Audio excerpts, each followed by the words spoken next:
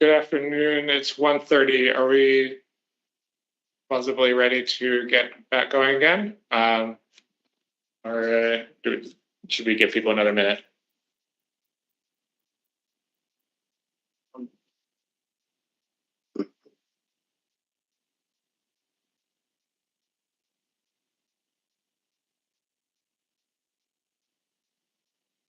Commissioners are timely. I think we should expect everybody else to be timely. So, so I'm going to go back and start sharing the deck that I had before, just to walk us through some of the remaining questions that we had. We wanted to get feedback from folks on regarding the CBS program, and then we'll move on to the backup generators and the other portions of the agenda.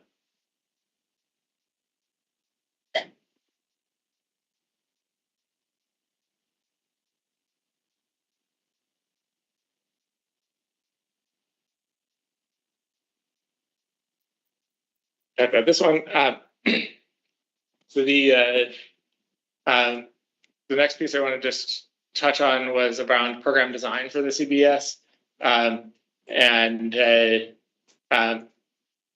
particular wanted to think about the fact that LUMA didn't propose any particular major changes to the program design from the pilot, and wanted to just interrogate that a little bit and think about whether what kind of lessons LUMA has taken from the pilot, and how we're thinking about program evolution. Obviously, the stuff we were just talking about before lunch about auto enrollment would be a noticeable change in program design. So yeah, I guess for others, do you have any particular things you want to share about the transition generally from pilot to program, and how you thought about making changes to the program in that context, absent the separate question of the summer emergency piece? Yeah, thank you, Asa. Jeff Wall, Reliant Energy. I think we have a speaker echo. Just a sec. Okay.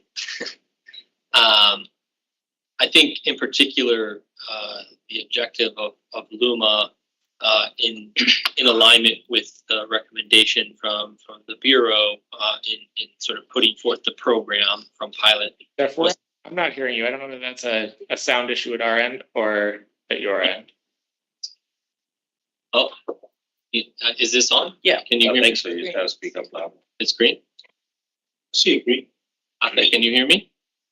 Let me change to another program because I think that's what it is, because they're using the new teams.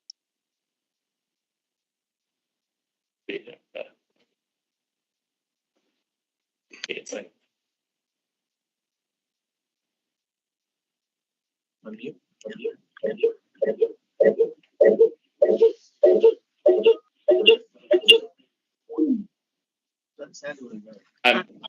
give us a moment at this end. We'll let you know when we're back. Okay. I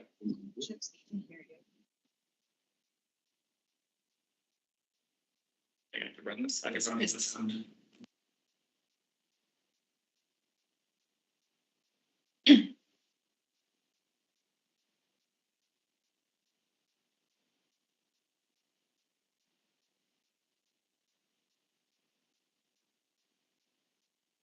Would someone out there speak up and let it, and so we can test whether we can hear you? Yeah. Can you hear me now? There's echo there. We've had that. Thank you. So apologies. Could you go back to whatever you were just saying, and give us the short version of it? Sure. Just a second on some reverb.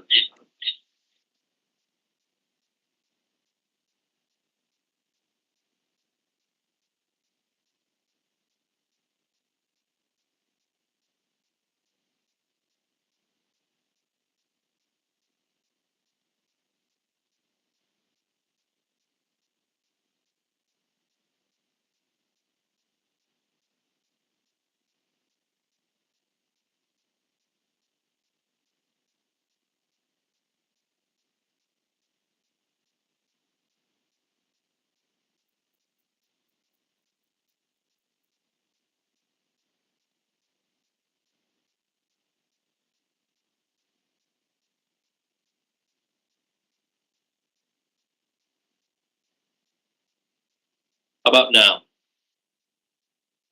That sounds good to us. Perfect. Okay. So going back in time, 2.5 minutes. I think the question stemmed from about the, I say, lack of significant changes proposed, with the exception of the summer situation, the conversation we had around audit. So I think in alignment with what was provided by CREB in terms of the pilot program order, we really were seeking to reduce any change or lack of continuity from a customer perspective as much as possible, and that was certainly a part of our design elements we brought forward. So the idea around minimal change really was to create the least amount of friction. I think what we have in terms of the current design for CBES, right, that involves sort of the way in which we work with our aggregators, the way in which our dispatch works. We really were only thinking about those limitations that were going to be structurally limiting, but from a customer experience standpoint, we really wanted to keep that as consistent as possible, save the exception we talked about earlier. I'm kind of looking at some of the questions on the screen also, so I hope maybe I'll just kind of speak to a few of them. Yeah, go for it. In terms of the lessons learned, I think some of those were echoed earlier by our partners, which is that we need a stronger unified voice. I think as we kind of waded into this water, right, we kind of discovered through our quarterly aggregator meetings that we have kind of where those opportunities are that we can push on a little further. I think even with regards to where we're going in the short term, that voice needs to come from more than just Luma. It needs to come from Luma as well as the aggregators, but it also has to come from other bodies here in Puerto Rico. Obviously, we are all facing the same system challenges. This just happens to be a unique resource that we can tap on to help alleviate some of those burdens. Dispatchable capacity certainly has scaled with enrollment. I don't think it's scaled perfectly. I think we have seen sort of what I would call a traditional sort of marginal return from the more customers we enroll.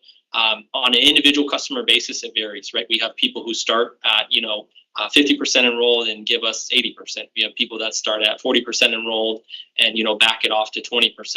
I think I've shared some of the aggregate figures or the average figures. Right now, on average, across all our aggregators, we're getting about 40% of the battery capacity, which is I think in line with the idea of the balance between sort of personal reliability as well as contribution to the system. Every individual's circumstances are unique, and ultimately Luma and through our aggregators, we really push that idea of leaving that choice in the customer's hands as much as possible. And so the last part of that question is higher event participation. We revisit this every quarter with our aggregators as well as in our ongoing meetings. There's kind of two schools of thought that we've spoken about thus far. One is how do you get more from the people you have enrolled, and then the other one is how do you get more people enrolled? And I think we're pursuing both of those. We certainly have some folks that have to go through a unique user experience in order to sort of toggle the reserve level settings. I mean, these are all pretty common things for those folks that are used to engaging with those platforms provided by the aggregators. But ultimately, the aggregators are in the best position to kind of answer that question, how do we get higher event participation?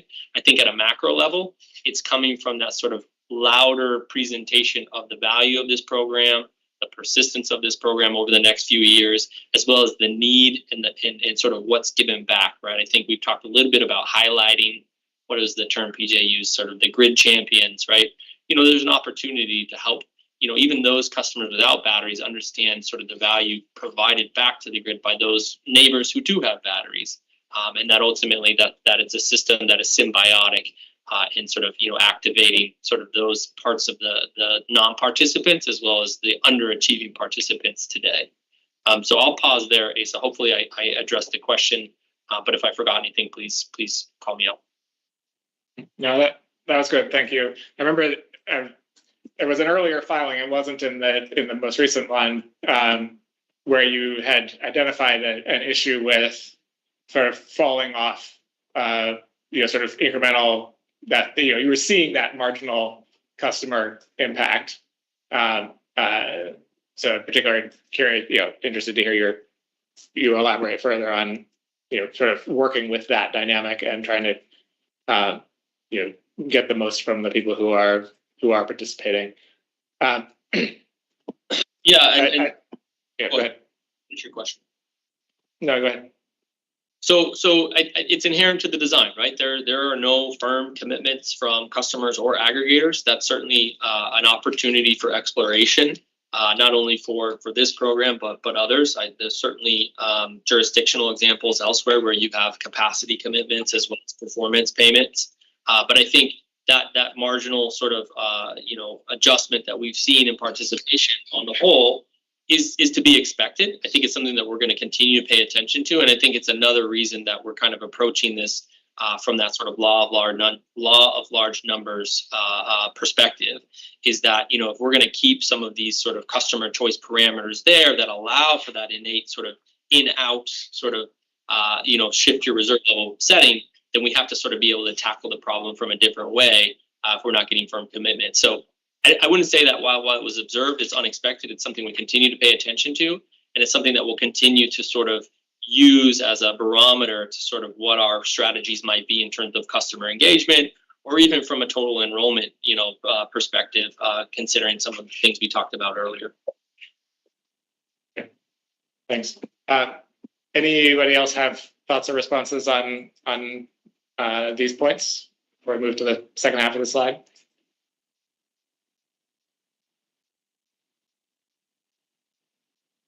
All right, hearing none. On the second half of the slide, we highlighted a handful of the changes that are more sort of behind the scenes and process type changes or ways of thinking about growing the program that were in LUMA's filing. We'd already talked about the partnership with the labs on impact on the grid, and there's also a potential to integrate larger batteries. Not just residential solar plus storage, but other resources into the program.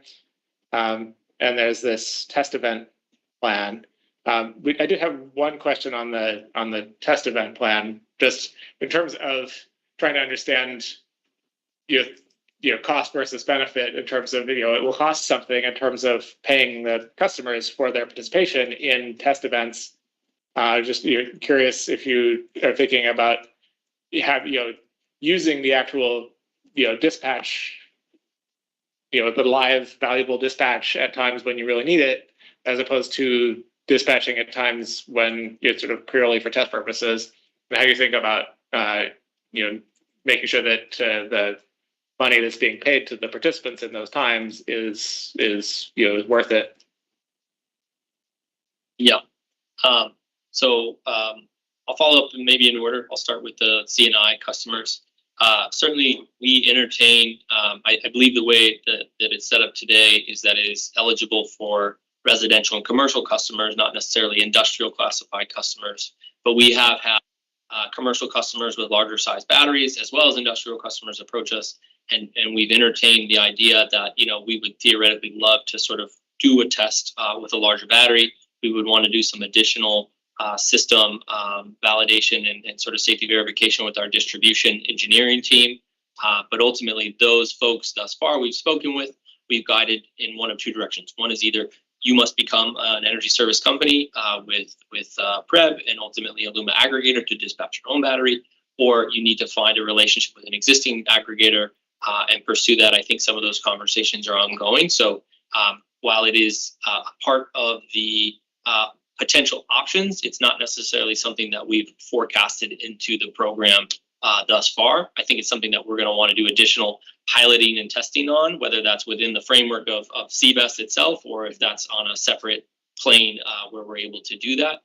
Certainly there's a identified need as well as a willingness on the part of the market that we're pursuing. For the formal testing, I think to answer your question about sort of, maybe let me set the stage for why we do the testing.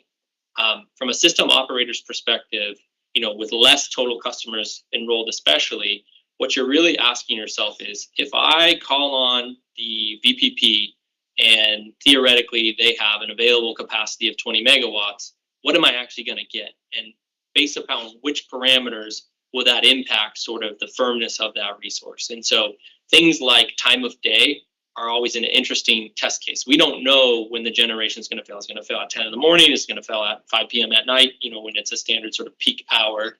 And so we want to design sort of tests that give us some level of understanding of the response of that resource so that we have a level of confidence we can provide to the system operator. So that's the basis of the testing, if that wasn't clear. In terms of the secondary question of, can we use existing, emergency events to offset those testing events? I think the answer is yes. If we have the opportunity to lean into the data we have to find out the pieces of information we need, we're going to do that. We're not going to run test events just to do so. The test events themselves are really aimed at a number of different factors we want to figure out. Some of those might be what happens when we dispatch a battery every single day. What happens to the willingness of the customer to give us that resource each day? Does it lessen? Does it stay the same? And so we've done a series of those tests, but we often find ourselves currently in that exact scenario. And so that's a great example where we lean into the actual emergency event itself and not necessarily run a secondary test around that. As we continue with this program, I think we'll have higher degrees of confidence, and that will change the types of tests we do, as well as sort of the frequency or proximity of when we need to do those tests to validate that particular variable and the response of the resource. Great, thanks. I wonder whether thinking about the 50 events per year or 75, and what you're budgeting for, like 34 is a pretty large fraction of that. Obviously, if some of those may be overlaps, we just talked about, but I wonder whether when you think about the test events, do you call it on the full resource, or do you dispatch can you dispatch like a portion of it? Say, well, we just want to see what we get in terms of fraction of participation relative to a quarter size event or something, so that from a cost standpoint, you might still get reasonable statistics, but from a cost standpoint, you're not sort of pulling the lever on a full event. Yeah. So to that latter point, and I believe Kevin may still be on. Some limitations in terms of the dispatch today are that we don't have this designed for sort of what I would call segmented dispatch, like you're talking about. Right. This is a bulk design program for bulk emergency need. Now, that's not to say that this isn't a modification we can make moving forward, but it largely depends on the OEM as well as the other platforms we use that would enable that sort of separation of various subclusters to do that. But Luma would be in support of that if the test could be performed on a subset of customers more cost effectively. Obviously, we would pursue that. Is that something that would be enabled by having a DERMS setup? Would that make a material difference to that question? Some degree, and I may ask Kevin to come off of mute in support of my answer. The DERMS traditionally does allow an operator to create some subsegments. However, there are technological limitations also on the side of the batteries themselves, or I suppose the OEM, that maybe Kevin's better suited to speak to in terms of that sub-segregation that you're asking about. Yeah, this is Kevin Joyce with Tesla. I'm happy to weigh in. I support what Jeff's saying in terms of he's absolutely right that to date things have been set up as one dispatchable resource.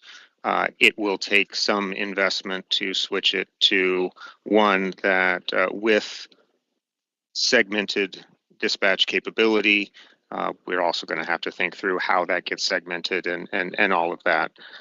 It's something that we have been discussing with Luma as far as how it applies.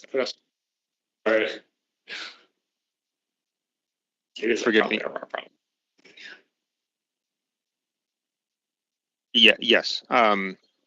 So we're supportive of heading down this path. Have been discussing it with Luma and can continue to do so.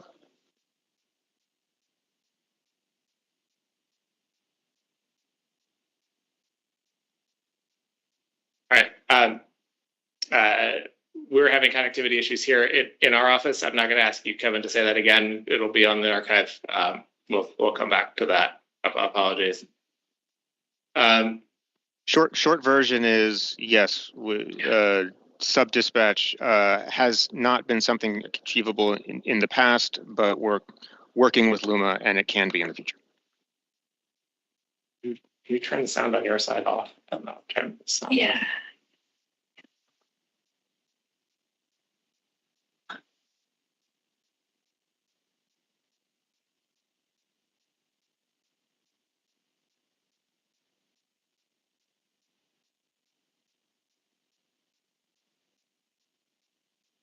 Could someone out there tell whether you can hear me or not? I can. Okay, great. We're just switching around our audio setup here so that we have a chance of hearing everybody. Okay. And then the next slide really is on the DERMS piece. So we could, build off the conversation we were just having. I guess you already answered the question of the DERMS implementation being funded in the admin costs for the CB's program. Can you tell us a little bit more about how the costs are set up in terms of how much upfront cost, how much ongoing cost, like what fraction of the admin costs are we talking about in terms of what the DERMS part of that story is? Yeah. So the DERMS platform is a software service and ultimately represents sort of a marginal, we'll call it 15% fee of the admin for the DERMS platform. And that's going to vary from vendor to vendor, et cetera, but that's a general figure that you can probably use relative to the admin budget provided. Now, there are additional incremental costs in support of devices. So while there's a software cost, there is a unitary cost in devices.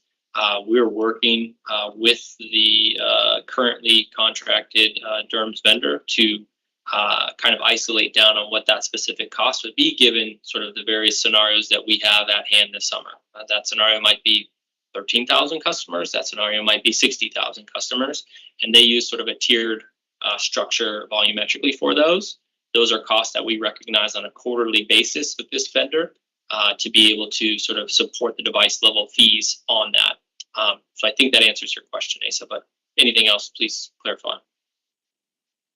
Sure. Yeah, I guess maybe when you make your filing in 2 weeks, particularly about this summer, if you could give us a little, restate that and lay it out in a little bit more detail about how the costs are structured and how they vary based on the number of participants, just so we can understand that as part of that overall picture for the summer piece. Yeah. Yeah, we can.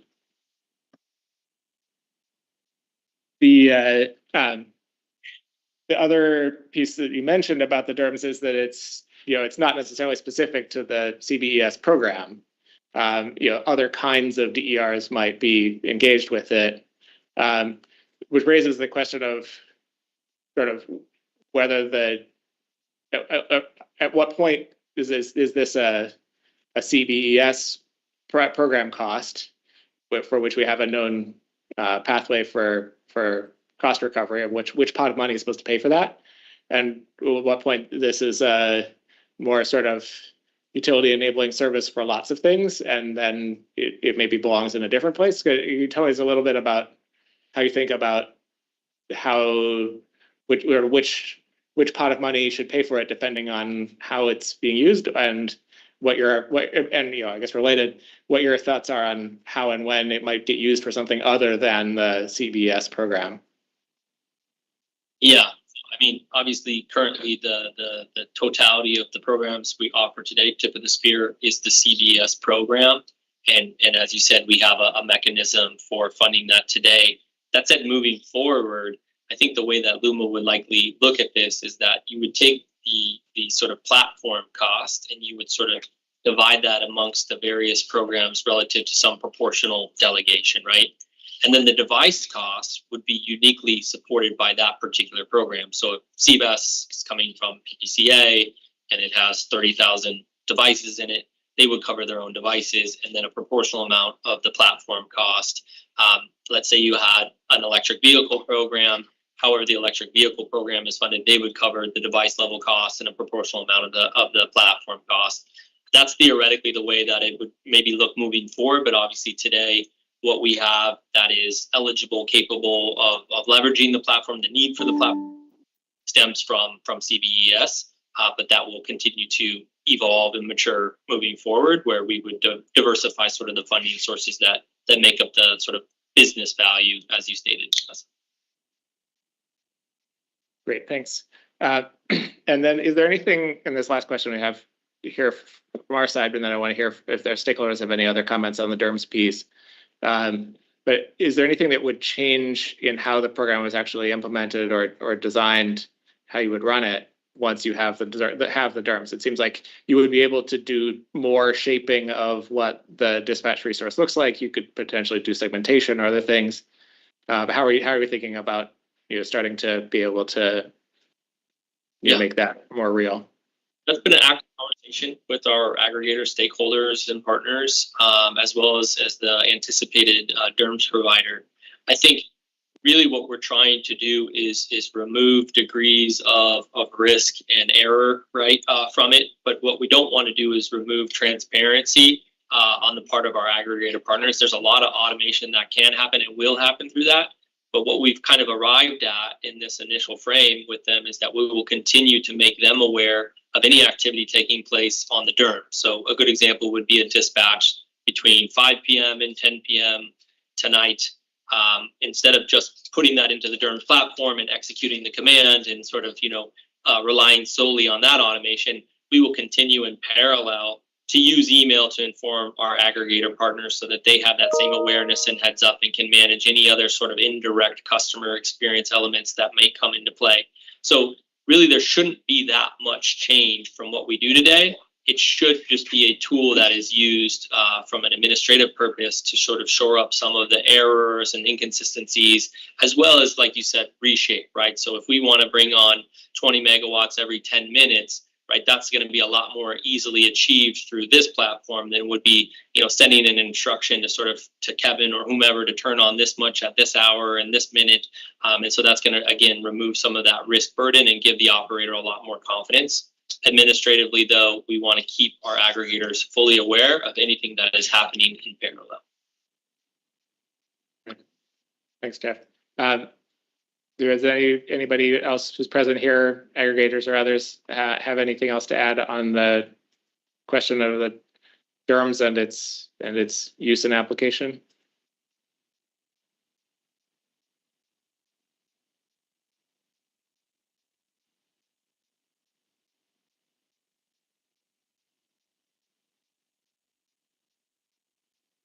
Okay. Hearing none, thanks. Oh, PJ, I see your hand up. Thanks. I just have one question that might be out of place right now, but just thinking back on our previous discussion about what happens if you have 60,000 enrolled and then you don't need 60,000 later. Is the existence of a DERMS platform the kind of thing that could, in theory, enable Luma to say, okay, we need to activate this on the west side of the island, but not the east, or is that a tool that can let you do something other than the whole thing's got to be on or off at the same time? Yeah, it's a great question. I think I'll give you a partial answer to it, which is, in theory, yes. As evidenced by Kevin, there are other layers to that sort of segregation that we have to also work through with the OEMs. But the DERMS is designed for that partitioning, if you will, to say take a locational based dispatch, which is something we'll talk about in DR pilots, something that we have a need for here on the island where we have capacity issues on a local infrastructure.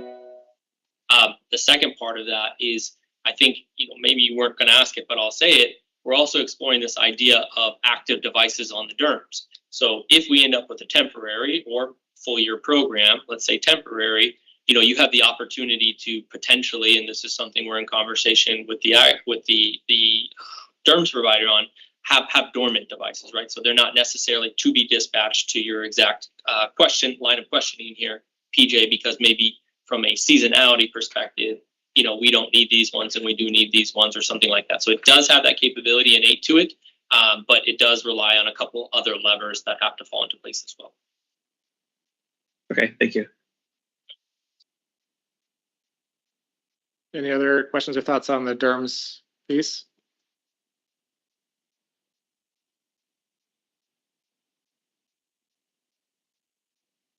All right. On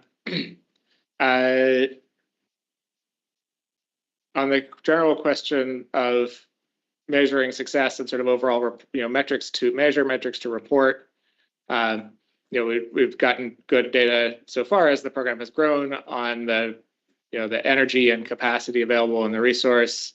And I'm curious, as we set this up for over the course of the next 3 years, how Luma is thinking about what success looks like, and whether there's other things that the Bureau should be asking for from a reporting standpoint, to make sure that we're getting a full picture of the program as it runs.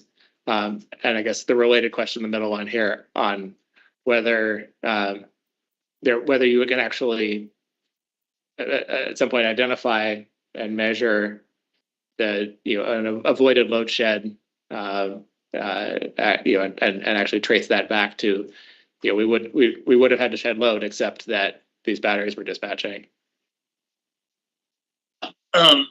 So this is one of those questions that is art and science, and it's certainly more art at this point in the game. But the investments that we make, especially as we continue to scale in things like DERMS, are going to enable us to be a lot more precise in that evaluation. I think the metrics that are here are generally the right ones, right? They're in the right direction. The exception being that sometimes that one in the middle is a little tricky. And perhaps an example is maybe the best way to get about that, which is, today we dispatch an event. We may not get performance on that event from an aggregator until 2 months later when they turn in a quarterly energy report. So we do our best to mark down sort of what were the dynamics of that day. Was it a blue sky day? Was it windy? Was it right after a storm, right? Like there are so many innate variables that influence sort of the how the resource might react.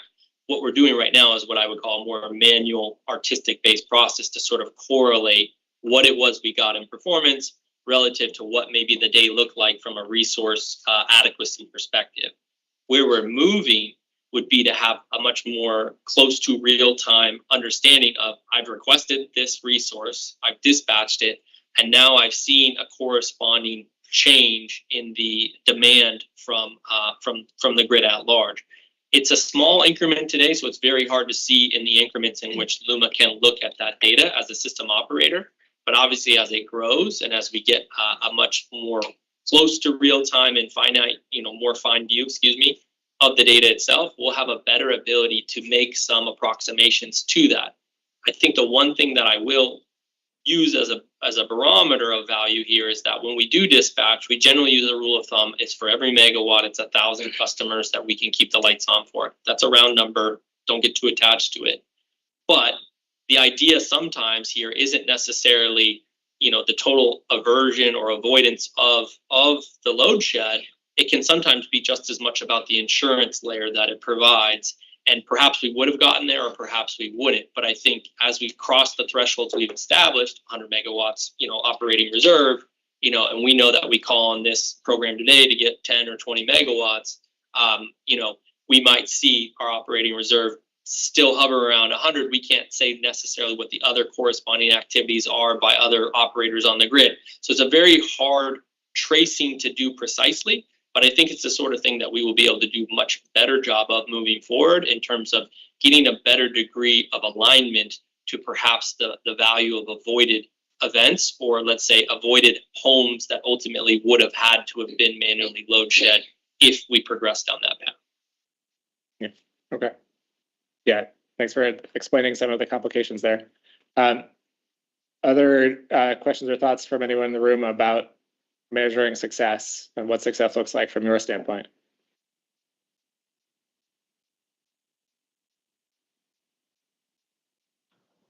Hey, so it's Chip Silverman from Sunrun. I would just say, generally, I think this program has been remarkably successful, right? The number of customers we've gotten enrolled in a very short period, the amount of payments that have been distributed to customers, I don't think is talked about enough, but is very impressive. And the fact that, I think we should frankly celebrate a little bit that this is the largest VPP in Latin America, as far as I understand, and the second largest in the greater United States. So, I would say there's been some success here. I think Jeff has proposed some really interesting ideas for how we can increase the participation rate, the number of dispatchable kilowatts. And we should keep pushing forward with that while not overlooking the important details as well. Thanks.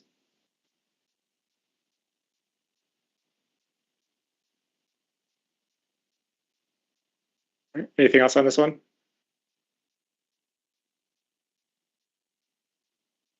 Javier? Just quickly, might have been mentioned, but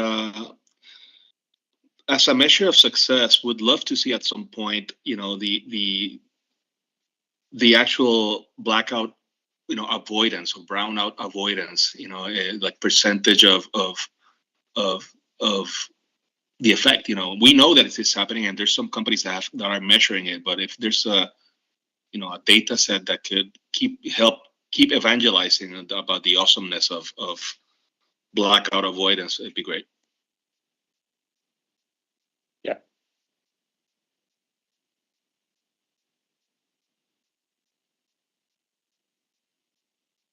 Sounds good. I think Javier, as I indicated earlier, I think that is the holy grail. I don't disagree with you. I think it's a progression for us towards figuring out a good way to measure that. Certainly as Luma systems, including, the rollout of AMI and other things, ADMS, I think we'll be in a better structural position to get to some of those numbers in a more fixed way. For now, it'll be a little bit of art and science, but ultimately, I think we share the same common goal and making sure that what we're dispatching is truly impactful, effective, and helping keep the lights on. I think we all know it is, but certainly we want to put a number to that in a way that is a trusted, verifiable figure.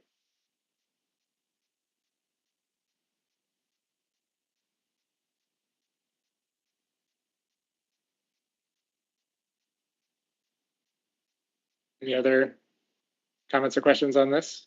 Measuring success? All right. Just wanted to, cross-checking between the transition period plan filing and the CBS filing. The CBS budget, that filing only includes the incentive cost piece, and the admin cost piece is present in the TPP filing. I just had an overall question about the admin cost portion of this, and there's a sort of there's a description in the TPP about sort of working out what the rough admin costs will be as a fraction of the total project budget, total program budget. It's 20% in this case. I guess curious to hear a little bit more about that sort of philosophy to admin costs, in the sense of setting them or estimating them in that fashion, as opposed to more bottom up, like this is what it will actually cost to implement the program. So if you could just tell us a little bit more about that admin cost piece, and how you think about trying to make sure that you're as judicious with the non-incentive part of the budget as you can be. Sorry, came off mute on my own. Yeah, so I think to answer your question about sort of the scale of admin relative to the size of the program, 100% we expect there to be efficiencies gained as the program both matures in size as well as in years of maturity, right? I think efficiencies gained through a platform ultimately represent labor cost adjustments in terms of back and forth that we spend on invoices and quarterly energy reports and things like that. It won't all be rainbows and unicorns on day one, of course, but certainly I think that's the orientation, is that the expectation is that should scale back as you scale up, both in terms of volume as well as sort of total time and experience gained in this program. That said, today there are some fixed components here, right? There is the platform, there are the devices. We do have a limited amount of internal staff that works on this. Obviously, as we have more and more aggregators, those are important relationships that have to be maintained. Certainly reduces the burden on Luma from a perspective of each customer. But those are all situationally, relationships that we keep track of, maintain, keep in good working order. So again, lots of variables in play here, but I think short answer to your question is that this cost should scale down as you see the program scale up proportionally. I think maybe the other questions here were future projections. Let's see this. Today, yes, you're recovering them through PPCA. Certainly, I think that there is room for conversation at a more macro level around a number of different demand side management activities we have ongoing, including EE and electric vehicles. But today, that is where those costs are recovered. And then quarterly recovery and it works well enough for us. I think we'll have a much more quick set of data to work with should the need arise to work more quickly. But I think it aligns with the other schedules we follow for PPCA today being quarterly. And so that also works well with the reconciliation and the payments to customers. Yeah, I know one of the things that the Bureau has expressed some concern about in the past, particularly in the admin costs where the program recovered through the PPCA is that there's the potential for it to be a place where costs that might have been recovered through the base rate get justified as being program related and therefore being able to be covered through the PPCA, which can scale in a way the base rate cannot. And so, it's an area of continued interest, awareness for the Bureau to make sure that the admin costs that are charged to a rider like this are very much justified and contained. Yeah, in support of that conversation and continuing it, I think again I'll echo that whether this is 13,000 or 60,000, the expectation is that there'll be gained efficiency in terms of that, and it isn't going to scale proportionally. You will have increased volumetric costs associated with that, but ultimately, right, it's the same group of people, the same, we have an administrator that we work with that brings a lot of external expertise from other jurisdictions, brings a lot of extra hands to the table here at LUMA where we are certainly short on some of those to be able to run it, but those will scale in a way that, you get the gained efficiency as you go up volumetrically. So continue the conversation. If there's a future place for this to be, that's better. LUMA's open to that flexibility as long as we have a way to make sure we can do the things that are required to actually run the program effectively on behalf of the aggregators and customers. Yeah, I know that one of the myriad potential issues, both for the 3-year plan proceeding that we'll talk about in a little while, and for the pending rate case, is to make sure that we're recovering the right costs for the right things in the right places. So this, we'll come back around to this issue, I'm sure. Are there other questions or comments from other participants here today on the question of overall program funding, how it's funded, admin costs, et cetera?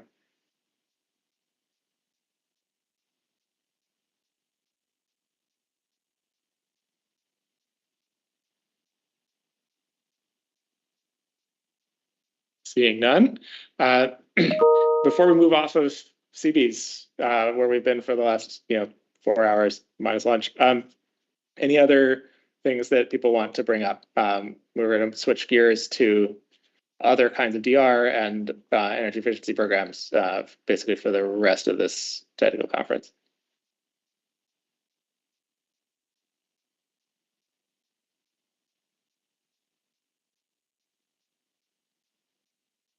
All right, good to go. All right, thanks for that piece.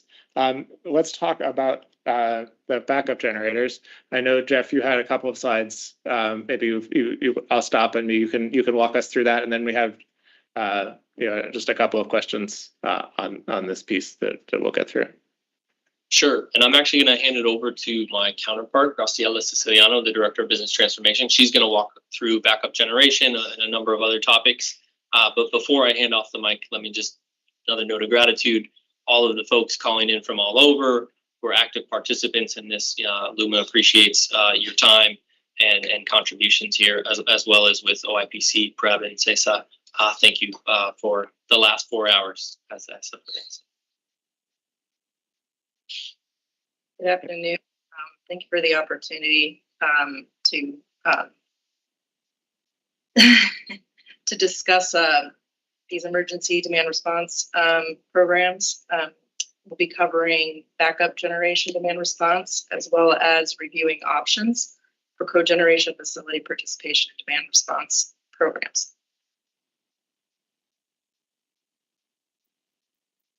For backup generation, the October 23rd, 2024 resolution order highlights that LUMA had not yet developed a demand response program to be developed for use in dire situations only, or the one with backup generator participation, and ordered LUMA to develop such a program. As outlined in our most recent monthly report to the Energy Bureau, LUMA has made great progress towards the launch of the backup generator demand response program. This was bolstered by considerable groundwork that was laid for this program several years ago, but that did not develop further due to barriers with regulations for air permitting for backup generating units, which we will discuss progress on here. As an overview of the program, this is being marketed to large and commercial customers as the emergency load reduction program. The goal that we have, and based on very positive conversations that we've had with customers, is that our goal is to enroll 50 megawatts of load reduction capacity by the start of FY26. Through this program, customers would be compensated for temporarily reducing their load demand from the grid and shifting it to backup generators in response to an emergency event. In developing the incentive design and the cost structure, LUMA reviewed similar programs across North America, programs focused on emergency load reduction involving backup generators, to develop a structure that involves a monthly capacity payment per kilowatt of load reduction in exchange for firm commitment of load reduction during the hours 5 to 11 p.m., 7 days a week, during the established peak season period, which in this case is May 1st through October 31st. In addition to that monthly capacity payment, there will also be an incentive per kilowatt hour of actual load reduced during emergency events. So how it would work is that customers would determine what available load they can commit to reducing during events. Then LUMA and the customer would work together, view and sign a participation agreement. Customer then would be available to begin receiving event notifications post-event, and on a quarterly basis. LUMA would verify customer participation on a regular basis, and then quarterly, we would apply bill credits on the customer bill.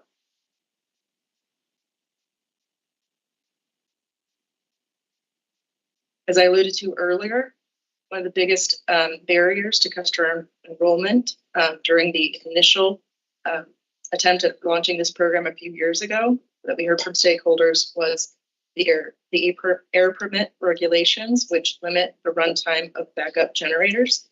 When we revisited stakeholders and customers in discussion of relaunching this program, this again was raised as a key issue. We've made really great progress towards resolving, removing this barrier to participation. We're working with EPA on developing their development of a no action assurance for permit holders. We expect, we're optimistic that no action assurance will be issued. And once we have the no action assurance from the Environmental Protection Agency, we will be working with the Department of Natural Resources and Environment here in Puerto Rico to issue a waiver that will then be the final sort of regulatory barrier to remove.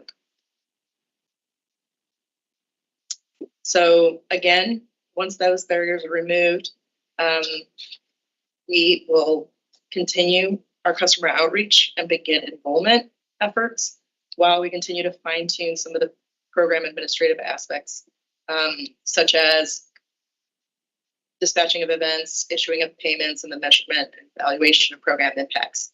We also need to work to confirm the use of PPCA funding mechanism to pay for this program.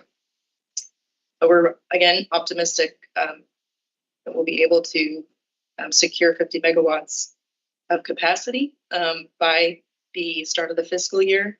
There is more potential out there, and we will continue to engage our customers and see if we can go beyond that.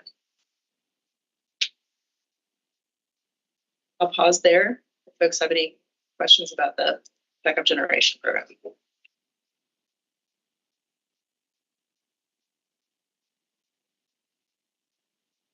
Yeah, this is Commissioner Torres. I just want, are you saying that we could get 50 megawatts by this June 1st? In the Yes. program? Optimistically, yes.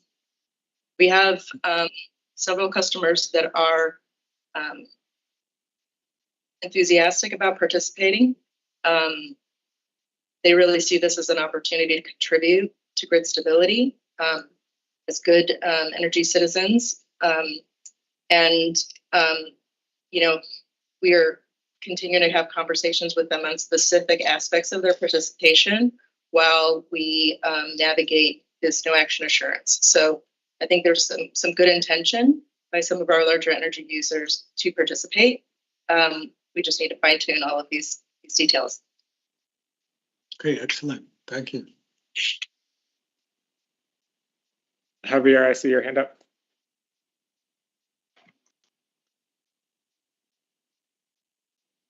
You're muted, so I think. Sorry.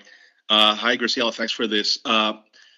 Is this structured like the VPP in the sense of you know, an event length? I mean, how long are you calling these demand response resources for? Is it like 2 hours, 3 hours, or is it continuous as long as they can gas them up?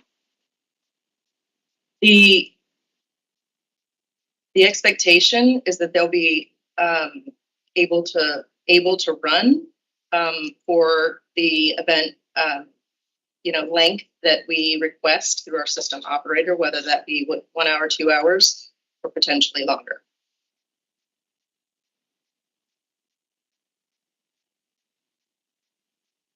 Thanks. This is Commissioner Ramos. I'm sorry, Asa. Yeah, go ahead. So essentially, if it's an emergency generator, this only works if there is a load from that customer at that time, correct? And Yes. if we're assuming we're use these at the peak from 7 p.m. to 10 p.m., do you have a segregation of types of commercial customers that have, you know, the ones that have generators that are willing to do this, that they have loads, considerable loads at that time? Yes. Because that would give us, okay. Can you expand a little bit on that? Yeah, that's a great point. So in terms of developing our target audience list, what we did was review meter data from our largest customers and sort of created a ranking depending on what their peak demand was during those hours of 5 to 11, and sort of rank them from there. And we're kind of just going down the list trying to get the largest so that we can have the most impact. Okay. And you mentioned a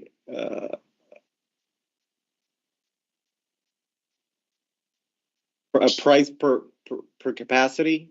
Yeah. But did you also mention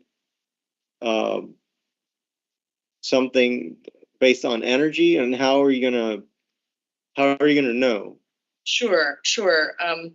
The purpose of that capacity payment is an exchange of getting firm load commitments. So participants in this program would not necessarily, obviously, there's there's nobody, forcing them to participate, but their understanding and what's outlined in the participation agreement is that they're expected to shift their load to backup generation when called. And in exchange for that firm commitment, they will get a monthly capacity payment. $1 per kilowatt. In the actual participation in the event, will provide an incentive of $1 per kilowatt hour. Okay. For the load that was shifted off grid. These two elements together really help reinforce a firm load capacity reduction that our system operators can rely on during to prevent manual load shed events. Really, that's our goal, is to sort of prevent these manual load shed events by having some of our largest customers shift off grid. Second part to that question, Ferdinand, was how will we evaluate that performance, right, and availability? Most of these larger customers that we're targeting, a majority of them have an MV90 meter out there that actually we have the ability to see more incremental data than we would with like a monthly read. So where possible, where those meters exist with these larger industrial customers, we'll actually reference some of the reads that we get from those MV90s as a validation to performance. Where those aren't available, we're working through a process where we're going to have runtime verification provided by the vendor. In addition to LUMA's verification of that runtime, anyone given a non-action assurance waiver with EPA also has to provide that same runtime data to EPA and I believe even DRNA. And so we're ultimately trying to sort of find the efficiency between the reporting across all three of those entities that will allow us to do what we need to do from a performance validation perspective. Okay. So, but that would help you validate the fact that they're actually disconnected from the grid and operating their generator, but not the energy, right? Not a per kilowatt hour performance. The MV90 data would provide that level of data. Oh, really? Yes.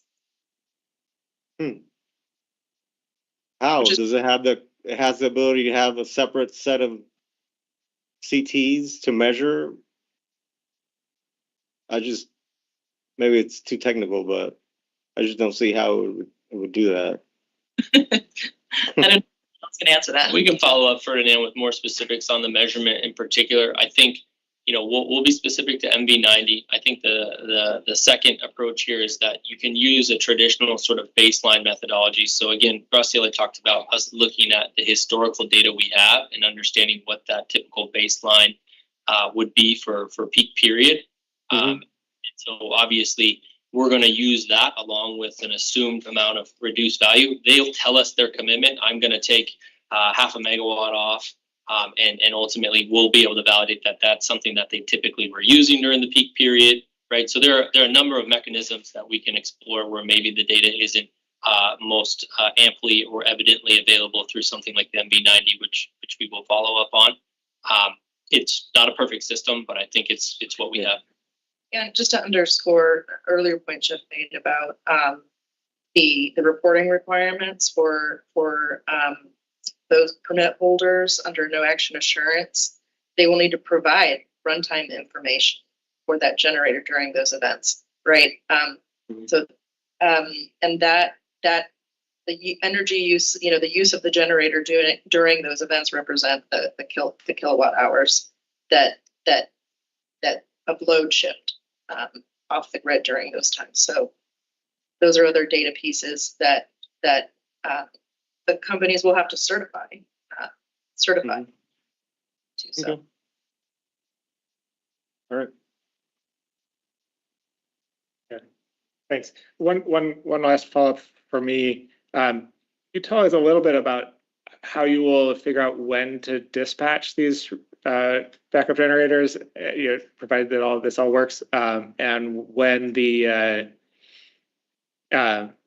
what kind of lead time? Like, is this something where you will be able to call it with an hour in advance, or do you have to give it a day, or can you do it in 15 minutes? And separately, how you will know when the circumstances are in which you would want to dispatch these generators. That I ask particularly because the demand response regulation makes pretty clear that you can't use fossil combusting backup generators in DR context unless it's very clearly a situation where somebody where it really would have been a load shed event. Someone really would have lost power. So I was just curious how you think about restricting the use of these resources to the times when they are really necessary. This is also part of air quality and other things that you're mitigating any concerns on those fronts. I'll take the first part of that. It's not a question.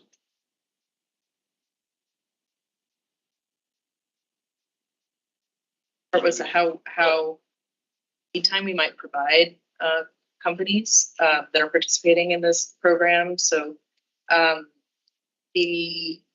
goal is to provide as much advance notice as possible. Obviously, these are going to be larger facilities with sensitive processes. The more lead time, the better. That's part of the value that they see in participating, is being more direct contact with LUMA, during these potential events. So our goal is to provide, morning of notification, and then at least, if possible, and then at least 6 hours in advance. And then, of course, 30 minutes or so before the event, the actual event, in order to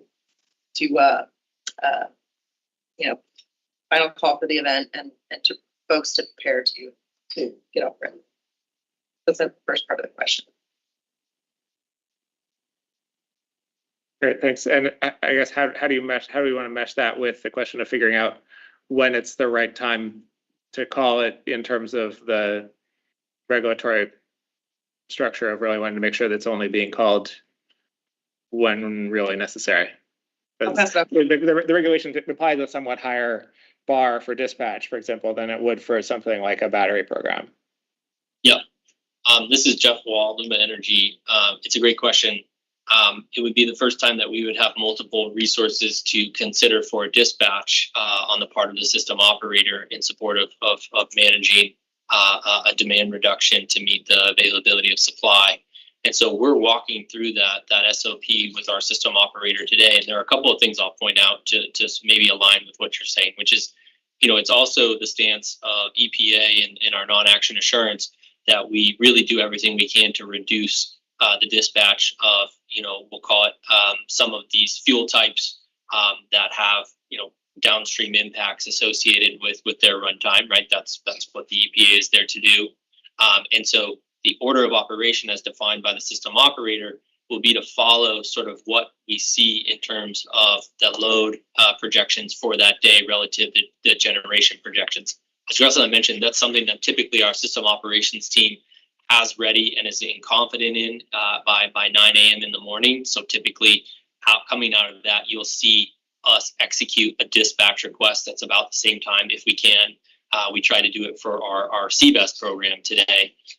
In terms of the sort of order of operations of, what's called when, again, I think it comes down to what that particular forecast provides for that day. If we're going to be short 300 megawatts, well, we know we're going to need all things, and we will sort of act accordingly in terms of the dispatch sort of recipe that is crafted. If we're in a position where we can solve that problem, say with an alternate resource, the system operator may choose to take that resource because he's got more than enough to solve the problem and sort of cover his track. So it's something that is sort of in development from a standard operating procedure, but from a principle standpoint, it aligns to, I think, the question you're asking, which is, are we going to use this when it's truly an emergency? Most days, today included, with a 4 megawatt operating reserve that we have projected, are truly emergencies. But even within that context, I think there's sort of an order of operations that Luma and the system operator will take, both with respect to the type of resource we're dispatching, as well as the magnitude and specifics of that situation forecast that day. Great, thanks. Other thoughts or comments from any of the other participants here in the technical conference? And then Graciela, I want to invite you to do your other slide on cogen But before we move off of backup generators, any other thoughts or comments from anybody here? All right, Graciela, you want to? You're happy to have you put that the other slide up, and yeah, the sort of question of the extent to which cogen generators, combined heat and power, might be in a position to also provide incremental resource was something the Bureau was interested in. So I'm pleased that you have put some thought into it.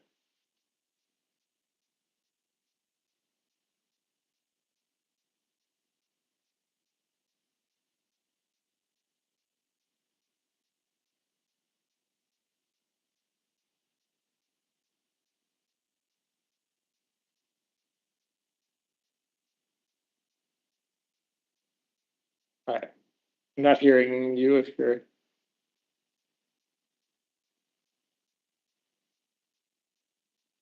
Is Luma still there? Yes, was there a question there for us?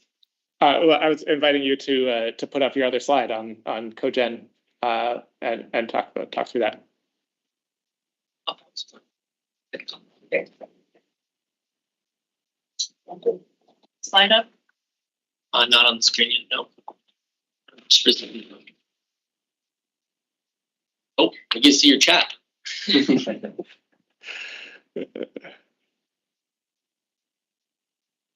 Right, while we find this slide, I'll just get started a little bit. So in the most recent resolution order, the Energy Bureau requested within the agenda for this technical conference some options for the participation of cogeneration facilities. Yeah, okay. In the demand response programs. In the time since the resolution in order, we have had some initial conversations with our engineering department, system operator, as well as our interconnection teams to kind of map out how this could work. So first and foremost, the customer must have an approved interconnection agreement with LUMA so that the system and the project can be studied and ensure that there's no risks that are posed to the grid.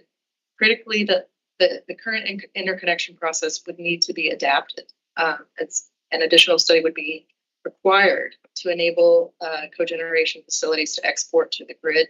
The current interconnection process is designed expressly to prohibit that and ensure that their facility safeguards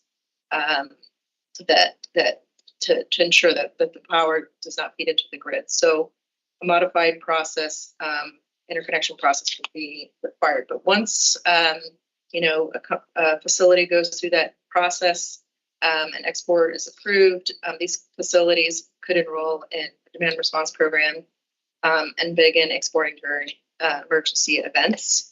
And the customers could get paid through bill credits funded through PPCA potentially. In our review and internal discussion, it is LUMA's estimation that the near-term 6 months potential for cogeneration demand response is very limited. First, there are very few cogeneration facilities currently operating under approved interconnection agreements, and with those, each has limited capacity for export. For those facilities that are currently in the interconnection process, they would need to go through the modified process, and conservatively this would take an additional set of months to complete. As a next step, what we would need to do is some additional extensive data gathering sitting with our customers to understand how they use their cogeneration facilities. Each will be different. Understand what excess capacity there might be, and to work with them through the interconnection process. So stop there. Yeah, thanks. I appreciate that you went so far in thinking this through and investigating this in response to parenthetical comment on the agenda and the call for this technical conference. I just want to clarify my understanding on how the cogens are used and how they relate to their jointly cited load. There's a question of whether, to what extent there might be the potential for folks who say the load might be 10 megawatts, it's a 5 megawatt, or maybe it's a 10 megawatt cogen, but they're not necessarily meeting all of their load with the cogen, and they could ramp up without going into export, or alternatively that basically situations in which the cogen might not be being fully utilized at the relevant times in the evening, but where it could ramp up without necessarily getting into an export condition. This is just like a question of, maybe this is part of the gathering you're talking about just actually talking to people about how they use their cogen facilities. Exactly. It will be very different on a case by case basis. Right. There are companies that are fully dependent on their cogeneration system, so they do not have any load to reduce or capacity to export. But there are other variances in there. Could vary with production cycle. So it really will require that one-on-one conversation with companies. I think there could be interest for companies to participate. I think that they, in order for us to approach them and have that conversation, it would just be great to have better clarity on how this opportunity, given the limited near-term potential, should be prioritized against all the other sort of opportunities that we are discussing today that may come. So. Yeah. Okay. Yeah. Thanks for doing the legwork that you have done on this, and I think it's a fair ask of the Bureau to ask for guidance on how much emphasis to put on this as opposed to other things. Given the time frame here, I think it might be reasonable to think of this in the context of the other sort of TPP DR pilot kind of things, and thinking about how it might weigh against some of those other pieces. So we can think about that, and if you're, please do continue to consider how this weighs against other options, other things you're thinking about in going forward. And if the Bureau has specific guidance to give about particularly wanting to put emphasis on the effort to work this through, I'm sure the Bureau can make itself heard.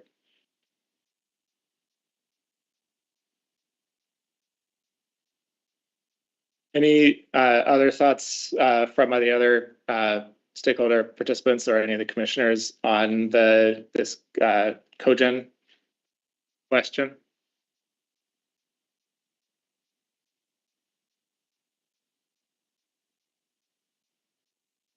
This is Commissioner Ramos on the two cogen facilities that have approved agreements.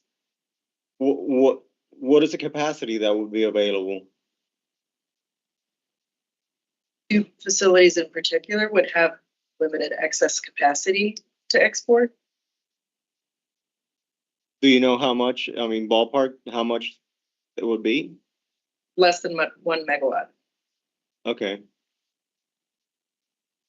And total, if we were to get or perfect the agreements with the rest of the cogens, how much capacity would we potentially have? Yeah. For the companies in the current interconnection process, as well as some of the companies that we would like to encourage to begin the interconnection process, there could be 100 megawatts there, but that is a very preliminary number. So I really want to get that. it's based on a preliminary assessment of what we know that their demand is and their size of their system. But again, each company uses their system very differently. And so Yeah. just want to caveat that number. Sure, I understand. I just want to know how much ballpark. Thank you. Yeah.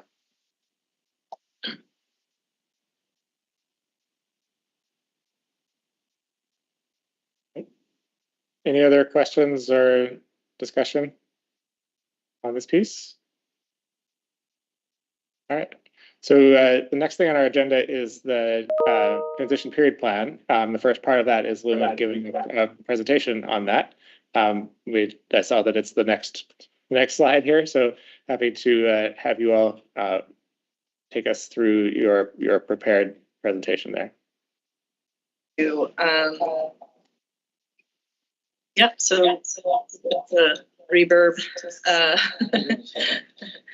Well,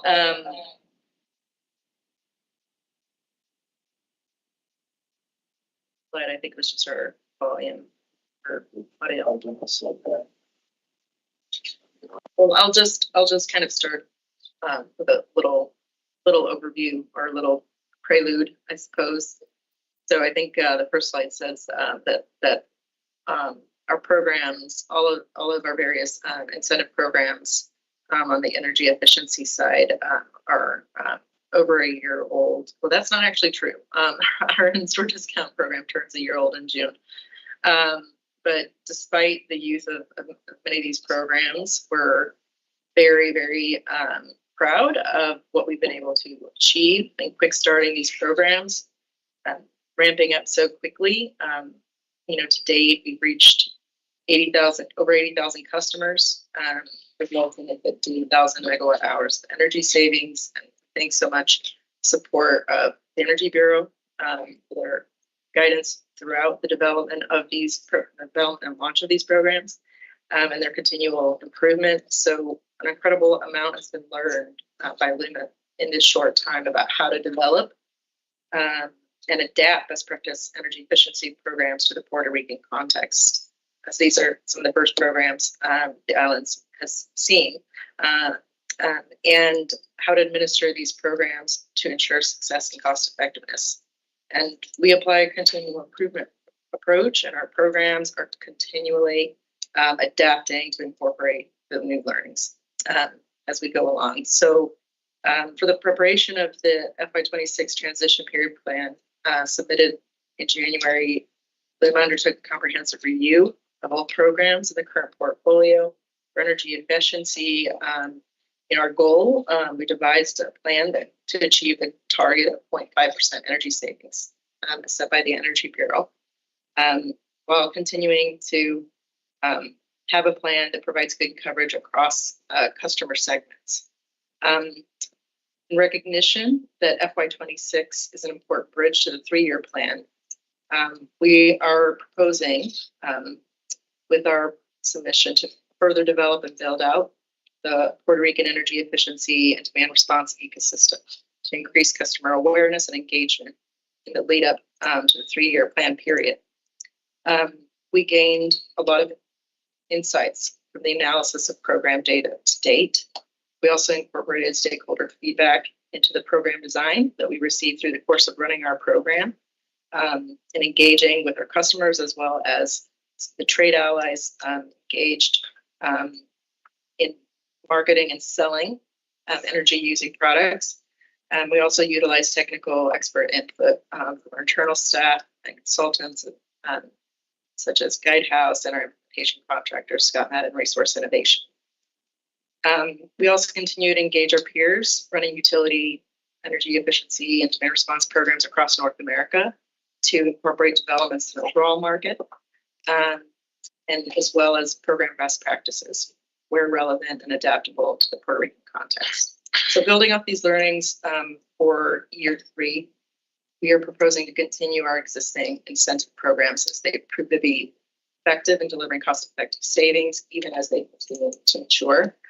Among the changes outlined in the plan, there's a focus on enhanced market monitoring in year 3 to continue building our access to market data we need to to measure mix and incentive levels. An example of the importance of enhanced market monitoring. One of the big changes that we are proposing in the FY26 portfolio is a shift away from residential lighting measures for its in-store and residential kit programs. More specifically, the incentives for general service lamps. This is a very large source of residential energy use, but it is our estimation the market for energy efficient lighting has been largely transformed, with LEDs becoming the dominant technology. So the key inputs that inform that conclusion included the program observations from a survey of efficient retail product mix and a survey of our customers conducted in last November. The inputs reinforced the preliminary findings from the draft market-based planning potential study that was shared with stakeholders in August of 2024. We also considered key indicators of market transformation, including federal minimum efficiency standards, the sunsetting of the Energy Star certification for general service lamps, and retirement of light measures for most utility programs in North America. While we propose not to continue incentives for general service lamps through retail channels, we are proposing to explore whether a bulb replacement approach could be used for eliminating low efficiency bulbs, any remaining low efficiency bulbs from the Puerto Rican homes. So all in all, the transformation of lighting market is a monumental achievement. It's what energy efficiency programs are designed to do, right? But the impact on utility efficiency programs is that it's become more expensive to meet energy savings target, because there are no measures that are currently available that can match the historic cost effectiveness and savings of lighting. So that's one big contributor to the costs of continuing to strive for our energy savings targets. Another change that we propose is a focus on expanding our program reach through more strategic partnerships, tailored program delivery for key segments, and more integrated marketing communications approach through our education and outreach program. These are common elements among maturing energy efficiency portfolios, but also contribute to an increase in program costs.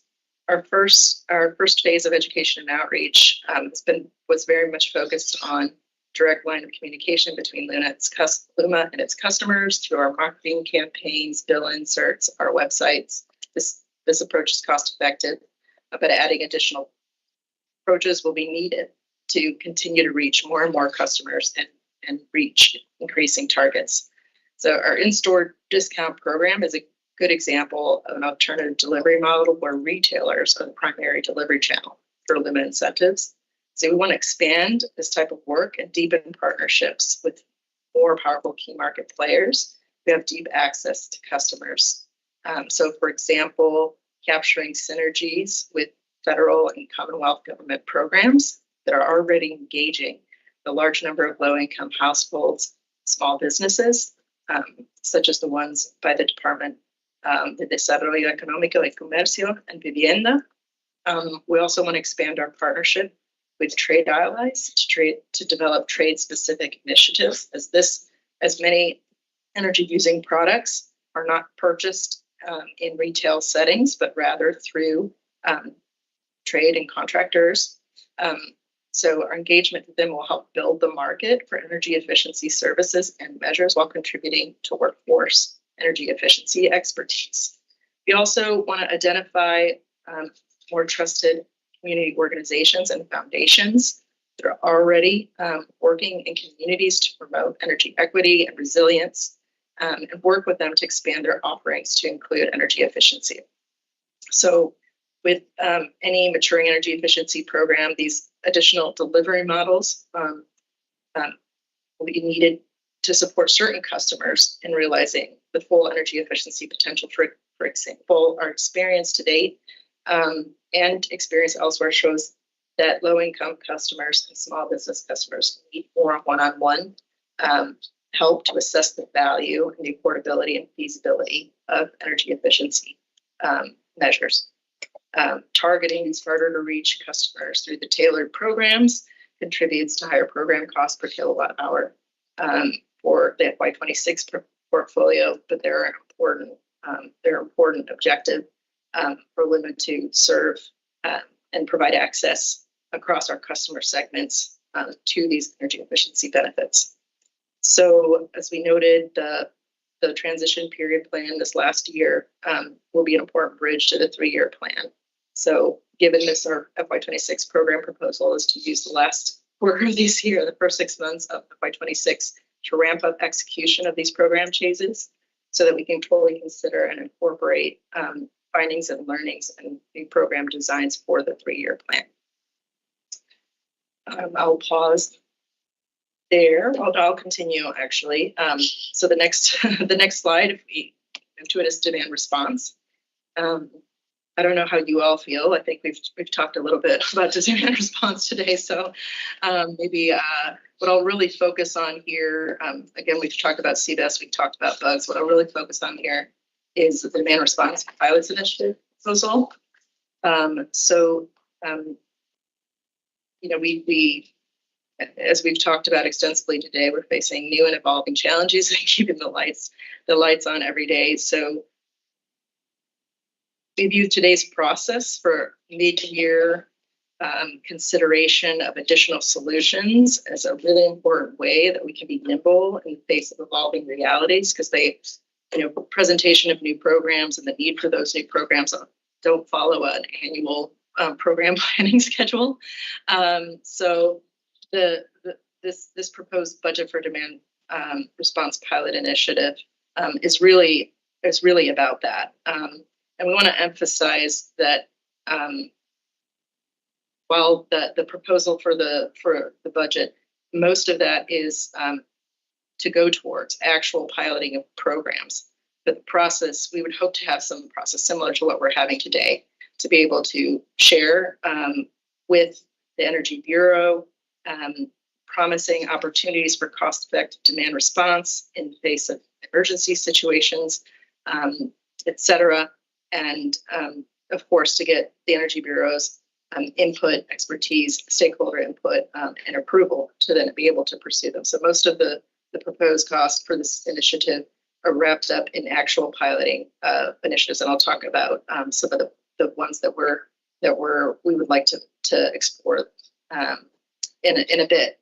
But there's also an important part is that exploring those opportunities, evaluating those opportunities, assessing that, engaging with stakeholders, et cetera, are all part of an important function that a demand response program would have to ensure that there are proactively looking at opportunities for cost-effective demand response. So that function is an important administrative part of a demand response program that is nimble.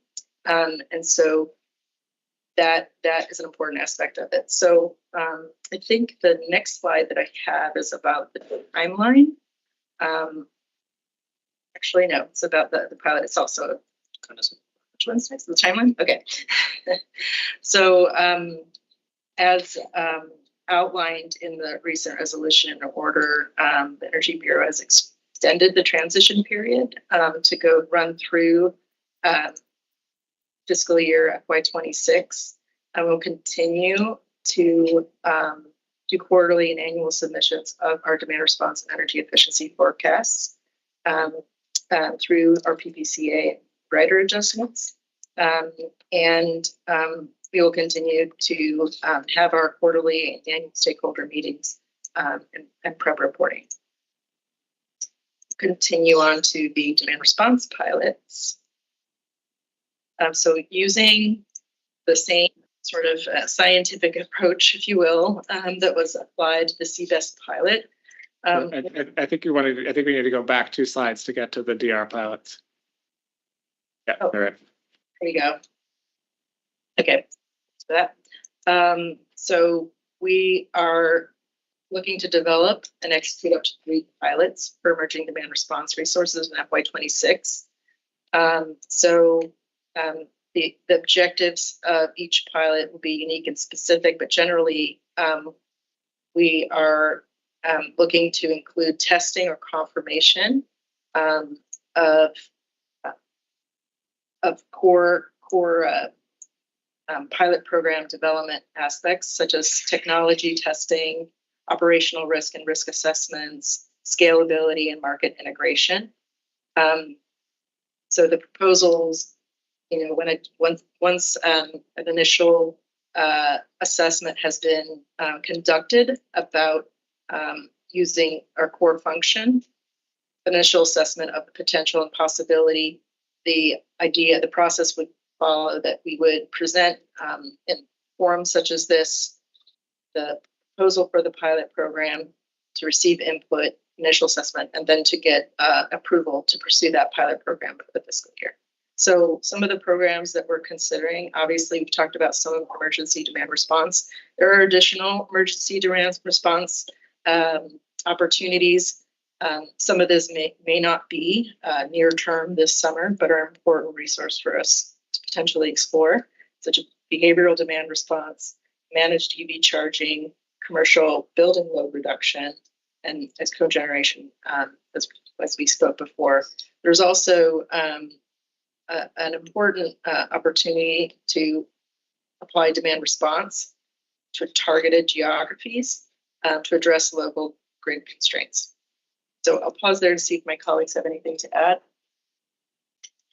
All right, great. Next slide, please. So this slide sort of summarizes the transition period plan program portfolio.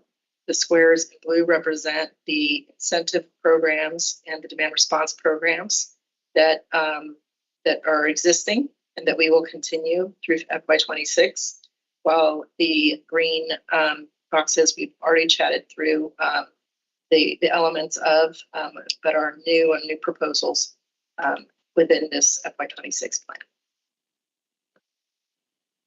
Next slide. For demand response, the FY26 plan submitted included costs for the CBES program, the emergency backup generator demand response program, as well as for the demand response pilot initiative.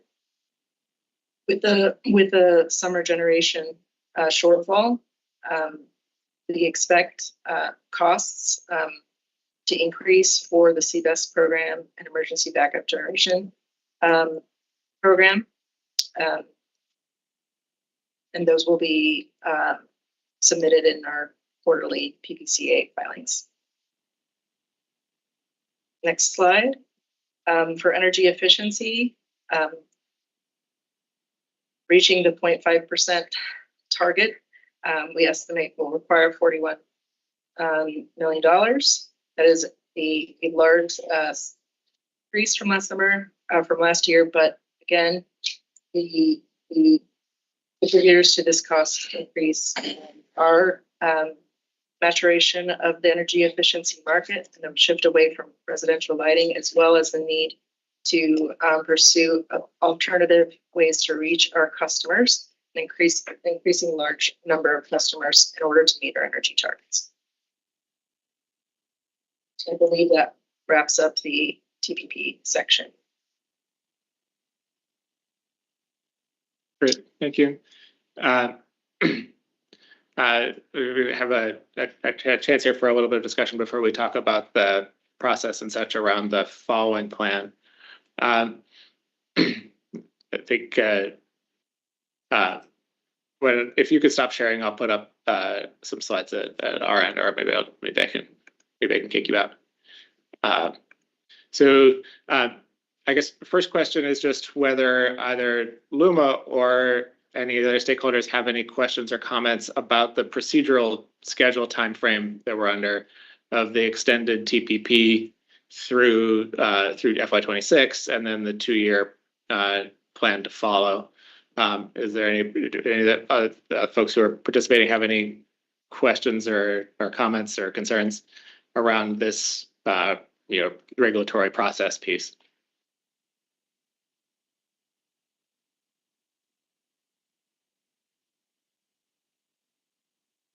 Okay, all clear then. Good. I will say at this point that we do very much hope to have a final potential baseline potential studies shortly. I know it's been frustrating to Luma and it's been frustrating to us that those studies are not yet complete, but we do intend to have them well in time for them to be useful for the full planning process. The draft results that were shared were definitely consistent with, as you mentioned, the shift in focus away from lighting. That there's a lot of the sort of the default lighting really technology really is LEDs at this point in a way that that from a programmatic standpoint and from just a sheer energy available energy saving standpoint points towards other end uses. As far as the program design pieces, I guess it'd be helpful for us to understand a little bit more of how you feel that the year plus of programs that have been in execution so far have informed your thoughts about what the implementation of those programs look like over the course of the next year, and if there are particular successes or challenges that you think it would be helpful for us to understand as we think about the programs maturing.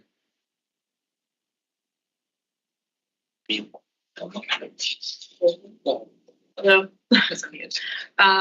Sure, I can start and also open it up to my colleagues to contribute additional examples. But one of the lessons that we learned is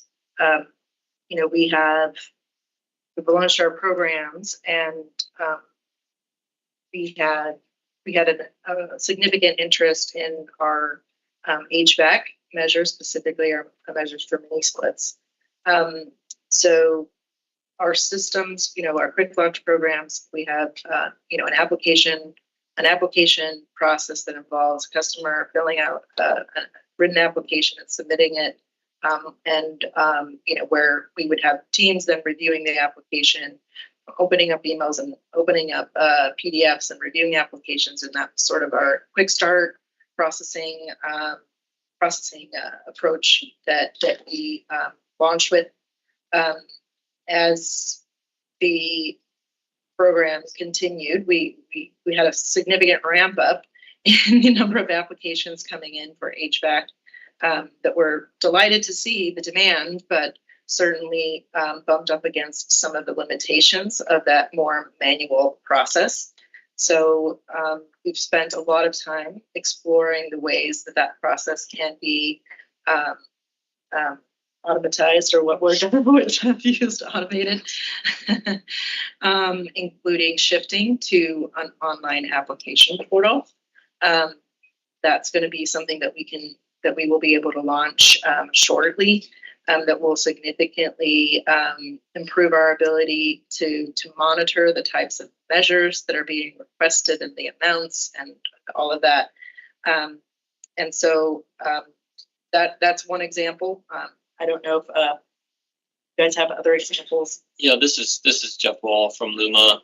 I think, all things considered, from the time of approval to launch, very much a sort of MVP version of Get Off the Ground was taken both by Luma and our partners, and for that I'm super appreciative. As Graciela mentioned, it's given us plenty of opportunity to reflect on where those enhancements would be moving forward. One of the things that I'll highlight has been, the appetite for energy efficiency on the island from certain sects of customers. We've had challenges with our business commercial customers. That's not uncommon in these programs. It takes a little more time and investment to reach that customer population. I believe Graciela shared that, as well as even getting specifically down into low income populations as well. And we have some strategies that we've developed working forward. But a highlight for me, and I think those of you on the phone that are here on island will understand, is we had energy efficiency kits, and I don't think I've ever seen in any jurisdiction the amount of demand for those kits that we put out to market. It's a great tool for us, but obviously it's an incomplete portfolio approach to just give out kits to everyone. It's not a feasible approach, but it's a highlight for me that obviously in those certain parts of the market and certain segments, the awareness is there, and they're eager to continue on the path of energy efficiency as an island. So just a bit of a highlight for me, as well as continued opportunity to tweak.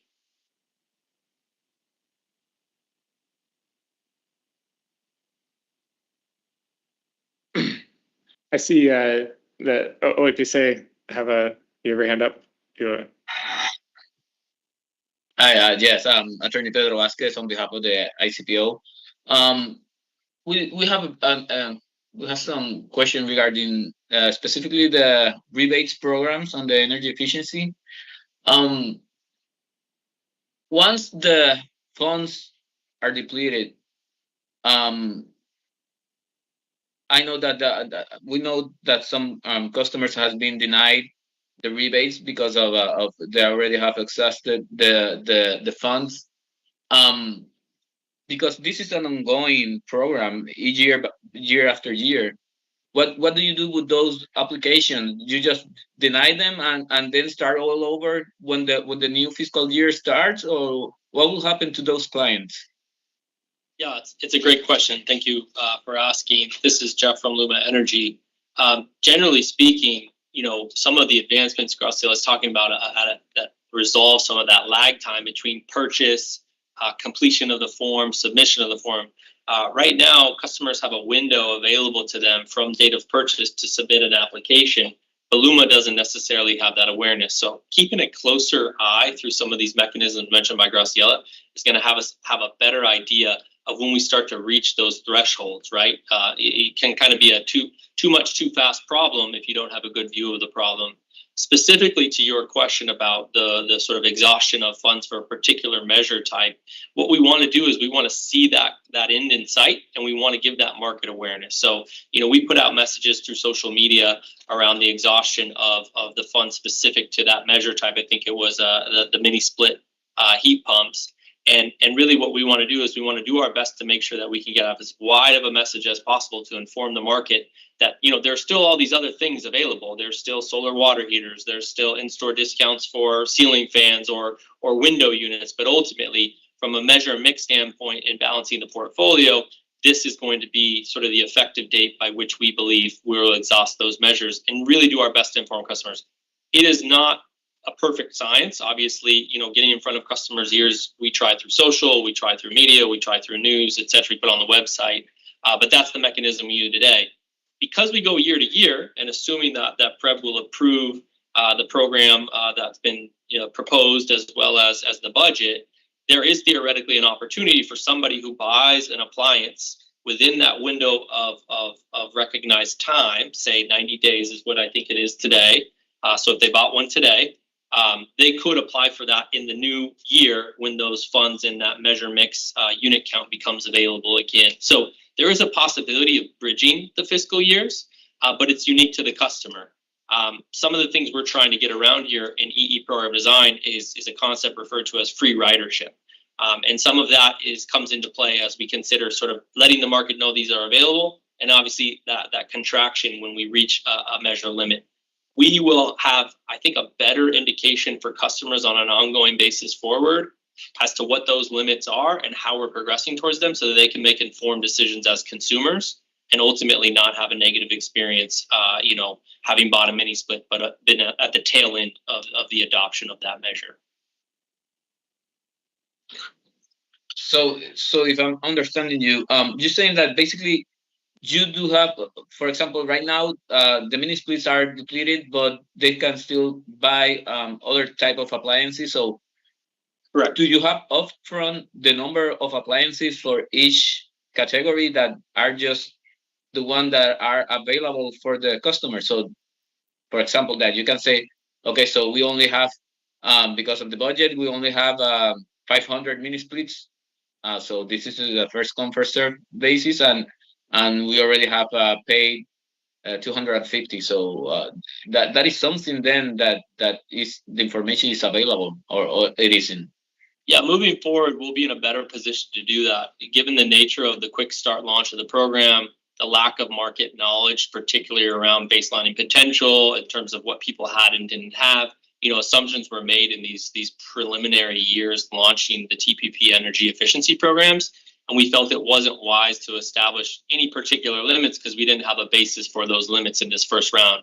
I think what we got, short of not having baseline and potential yet, is we got real market data from participants, right? And so that's going to give us a better position to use things like unit limit counts moving forward, but accompanying that also has to be the data in terms of the actual uptake, right? I don't know when PG goes to Home Depot to buy something, or when Juan Patino reaches out to his particular contract about a mini split. There's always going to be an innate gap in that knowledge for the utility. So we do our best to make that as clear as possible up front moving forward. And certainly that's a part of the picture forward.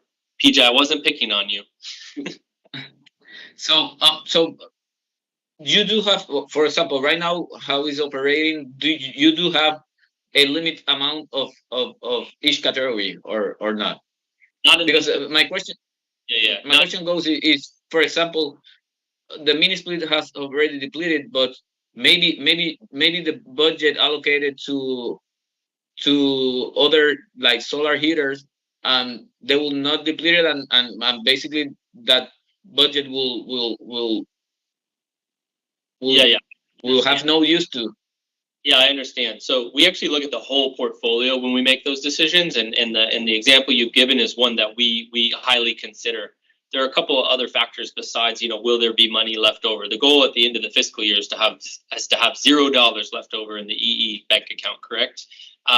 And so ultimately, we're looking at the whole portfolio and making that decision uniquely for that measure.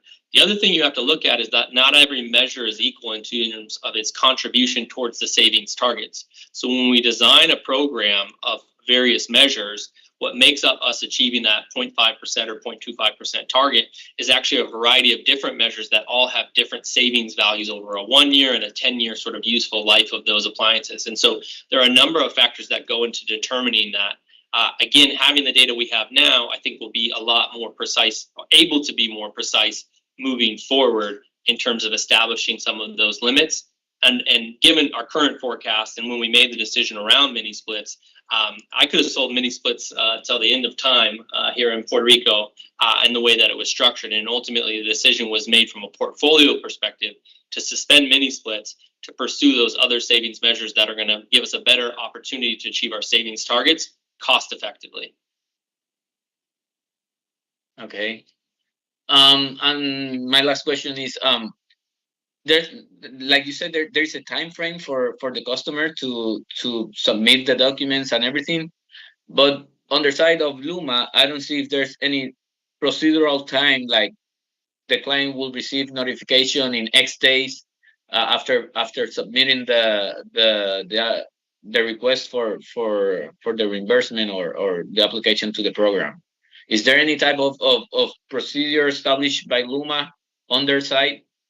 Yeah, we have a operational best practice established on our administrator where our orientation is to respond within 30 days to that customer. I believe, as indicated by Graciela, we had a bit of a snowball where we got off on that, but we've since caught up. We basically stopped the presses with our administrator and worked to basically resolve that and make sure everybody had a point of contact. It doesn't always mean that we can process through that application in 30 days. That certainly is the goal, to do that as quickly as possible. Sometimes we get an application that's incomplete, right? I've included all the information, but I forgot to attach my receipt, right? So then we have to go back to the customer. So there's a bit of a back and forth that happens. But I think short answer to your question is ultimately it is a best practice or a standard operating procedure between Luma and its administrator to respond to a customer submission within 30 days. And to either sort of complete that submission or to follow up specifically with the needed sort of missing documentation. There is an endpoint to that. Obviously, if somebody can't turn it in correctly within sort of the time frame of available measures, then ultimately we have to give it to the next person in line who does bring a verified and validated request for reimbursement or a rebate. So yes, we have a best practice that we're pursuing for that program. Thank you very much, yeah. Yes, I have something to ask related to the topic that we are talking about, to clarify this. For example, I applied for a solar water heater incentives, and that fund became depleted for that year. What happened? I will receive a notice that you are out of luck, the funds are depleted. Thank you for buying a solar water heater, or I'm going to be on the list for the next year with the new funding. what is Yeah. going to happen? Yeah, it's a great question. I actually think you did a pretty good job lining it up.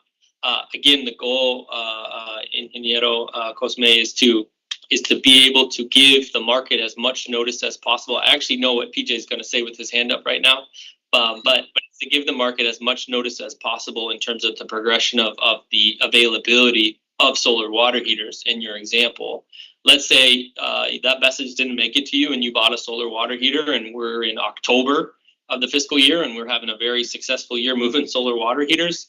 Today, you would get a message saying, we regret to inform you that there are no more solar water heaters eligible for rebate during this fiscal year. But to pursue other, oftentimes people will pair a lot of their energy efficiency purchases together. If you happen to land within a window that is a feasible time frame that those funds and the plan, the measure mix plan for the forthcoming fiscal year might include solar water heaters, my example being today, then we would work to inform you of your eligibility in the forthcoming fiscal year, obviously pending the approval from PREB for programs and funds to support solar water rebates. So there is a period of time at the end of the fiscal year where theoretically you would bridge and not get a sorry message, as you put it. So it depends when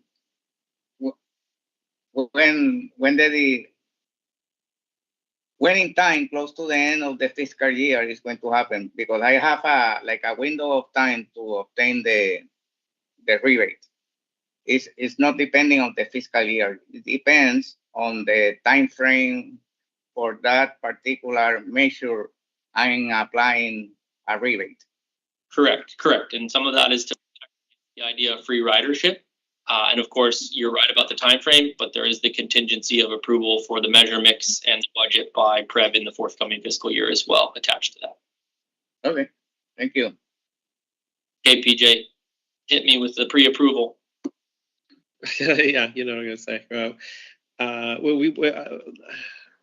Not everyone knows this, but I worked in energy efficiency sales before I was in solar in my early days back in Missouri. I went around and gave businesses quotes for updating their lighting and doing other energy efficiency updates.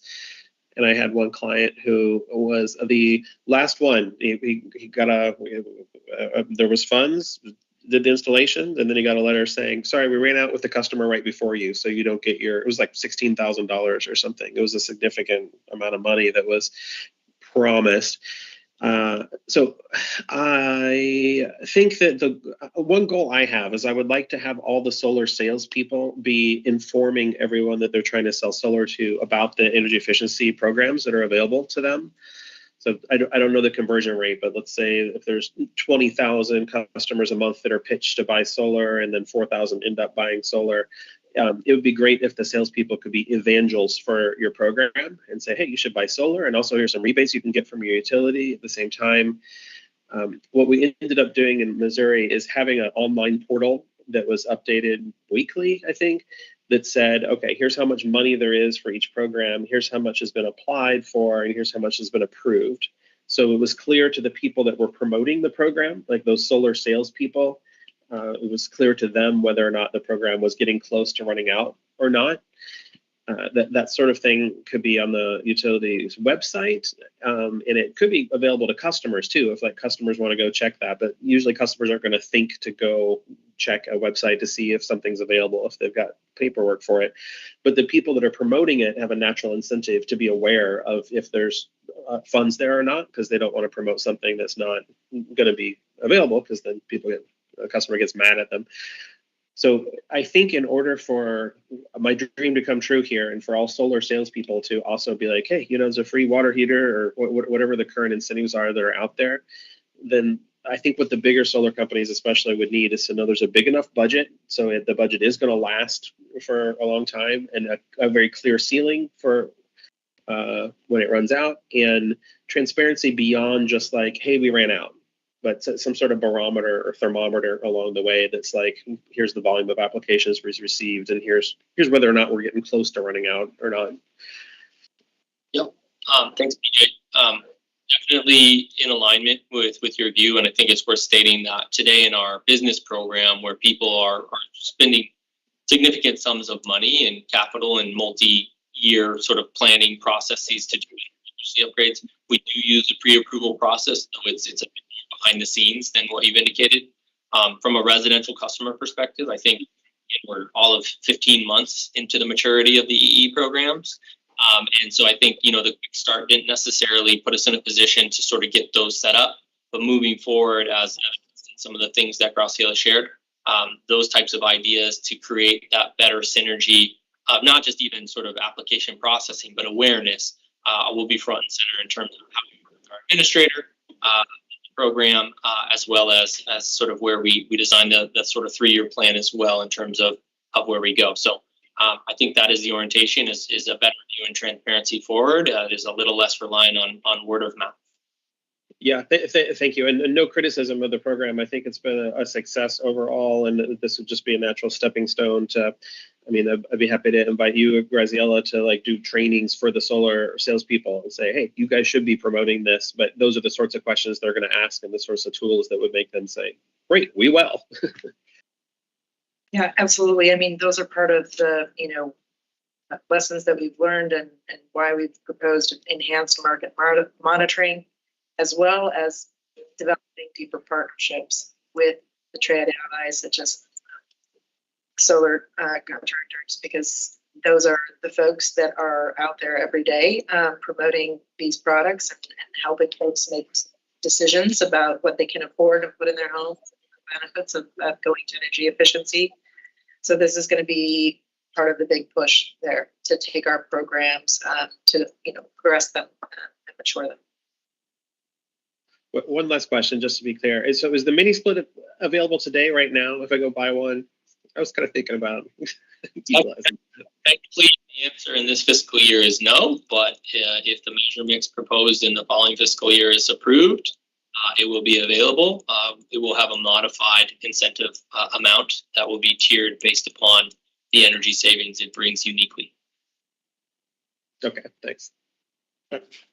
I had a question that was related to the last little bit there, what you were telling PJ, which is, one of the things, of course, one can learn is what kind of incentive level moves the market and matches with the level of participation you're getting.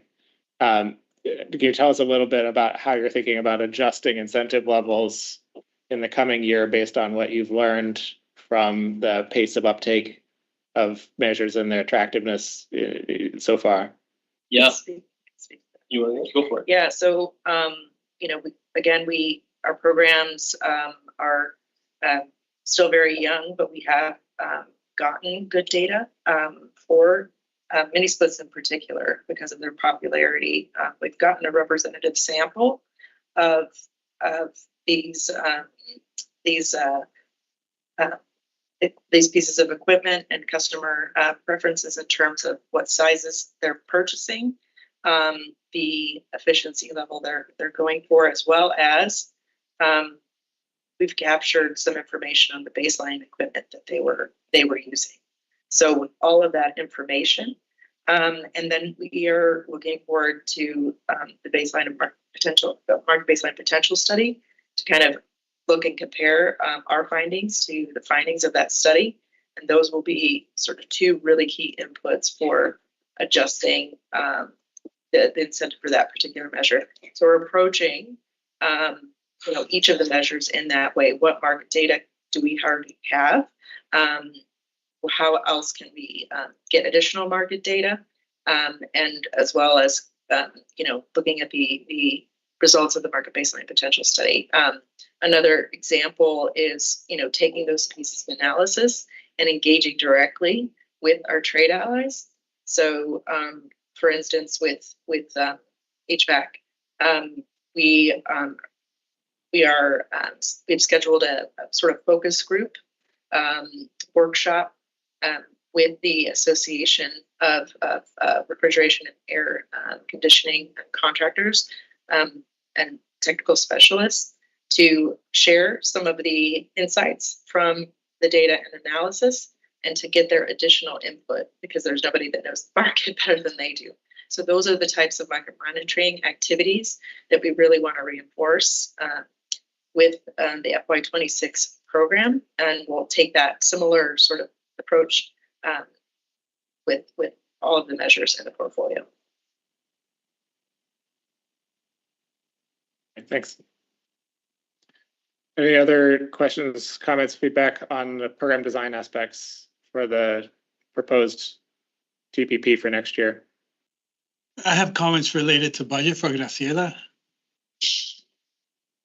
Yes, Commissioner. What does BUG stand for? Is that the backup generation demand response? We're trying to move away from that. But yes, backup generation. Okay. It's just that on page PDF 21, it says 8.2 million budget for that program. Yes. Okay, but then when I go to page 20, PDF 29,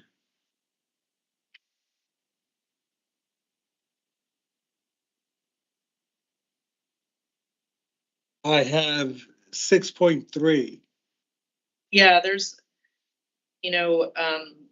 when we submitted, so much has changed since we submitted this plan in January, particularly the results of the resource adequacy study and the urgency of ramping up emergency demand response programs. In addition, some of the feedback that we've gotten from customers increased our confidence in our ability to get more capacity. So the estimate that was provided in the TPP plan is based on 37.5 megawatts of capacity, and the estimate, the slides that were presented today, was 50 megawatts. So it should be 8.2 on that line.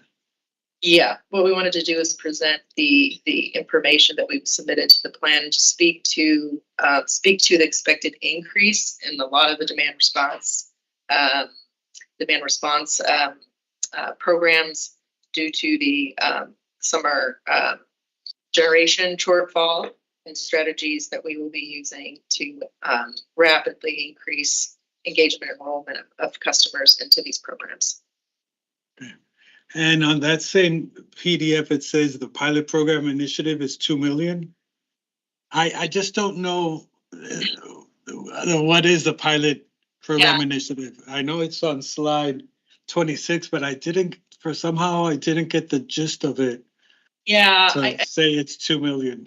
I think that's a fair observation, Commissioner. I think what we're really aiming for here is to get the Energy Bureau's support for developing a function within our demand response program that is dedicated to the work necessary to explore additional cost-effective demand response. Our current resources are hyper-focused on the ramp-up of CBEST program and the running of the CBEST programs. We do not have resources dedicated to exploring the possibility and potential for bugs or cogeneration or anything of that nature.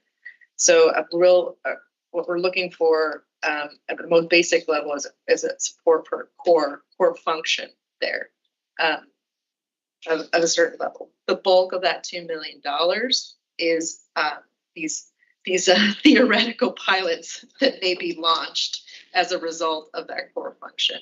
Of course, the bulk of those pilot programs would be evaluated, the budget for those evaluated in the process like today in close consultation with the Energy Bureau. It would only be launched upon approval of the Energy Bureau. But taking away the costs of those pilots, really what's left is much smaller amount dedicated to building this function within our program. And I think this is really important, particularly for FY26, as we ramp up to the 3-year plan period, where we are required, per the regulation, are required to look at and include as much cost-effective demand response as we can. So we really need this sort of core function to begin that ramp up, and continue this exploration of what we can bring online to support the summer generation shortfall. Okay, so this would be like a research development project to develop other things. To the pilots. So, yeah. But I think okay. No, sorry. Go ahead. No, that's right. exactly that. Okay.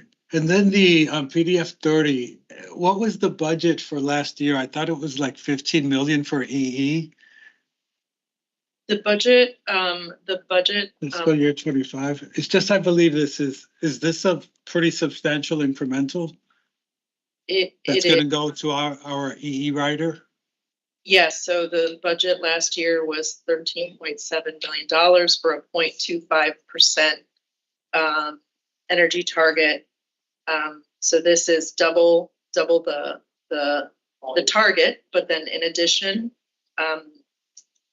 the increases in costs, the increases in the portfolio due to the shift away from residential lighting and the need for us to develop more targeted engagement programs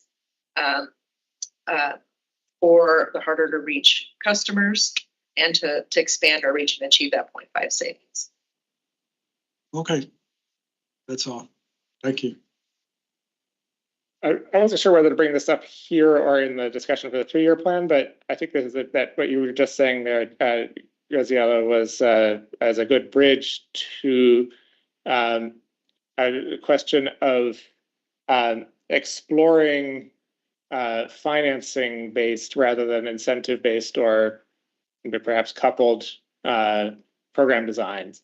The efficiency regulation is quite positive or bullish on encouraging LUMA to think about financing rather than purely incentive based programs. And as you think of this last year of the TPP as an opportunity to think about ramping things in for the future, I wonder what you are, I know that there are obviously, it's challenging with PREPA's ongoing bankruptcy and sort of general access to capital challenges, but there are potential options to work with local banks or credit unions or others, right, to think about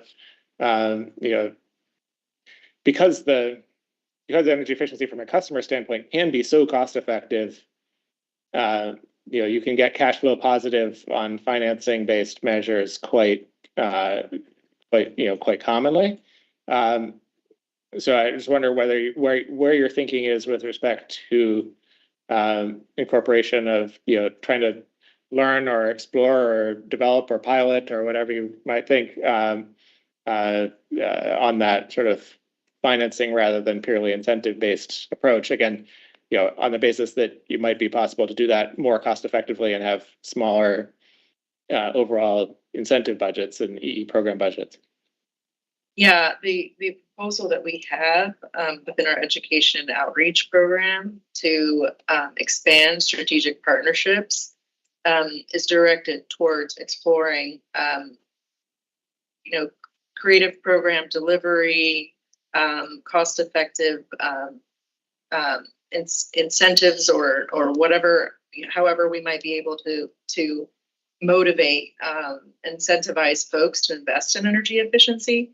Would really require partnerships, like you mentioned, local banks.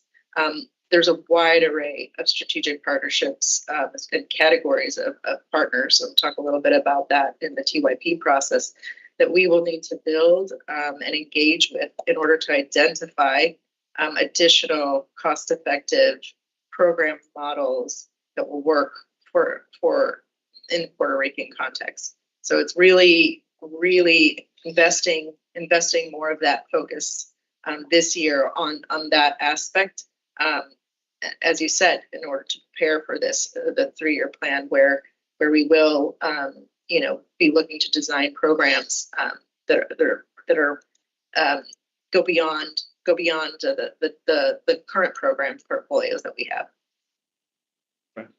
Okay, yeah, well, we will look forward to reports on how that's going and where it comes in the 3-year plan. To whether it's interest rate buy downs or it's targeted financing, et cetera. Thinking about how those things might play and how they compare with other approaches that you might already be trying or might be developing in parallel. Any other questions from folks who are here about anything about the program design aspects of the coming year?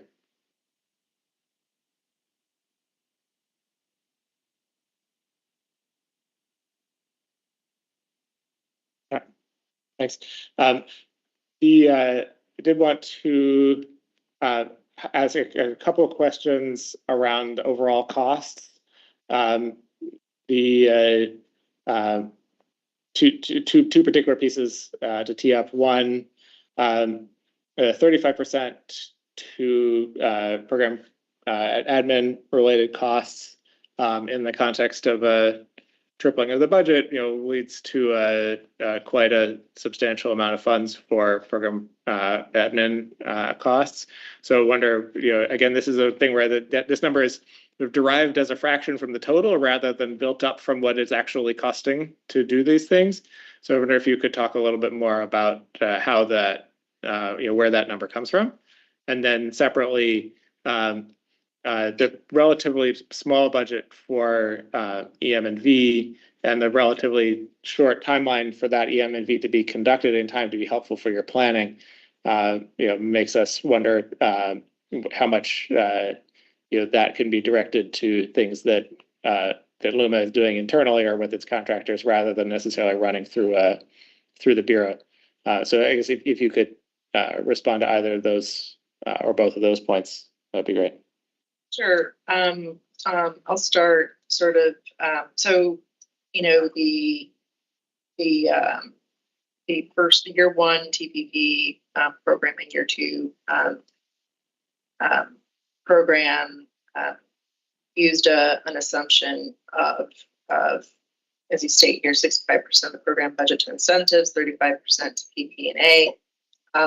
Several factors there. I think, having no, new programs, never been utility and energy efficiency programs, no history of running those programs in Puerto Rico. There's really no basis from which to, develop more bottom-up assessment of what the costs might be for running these programs.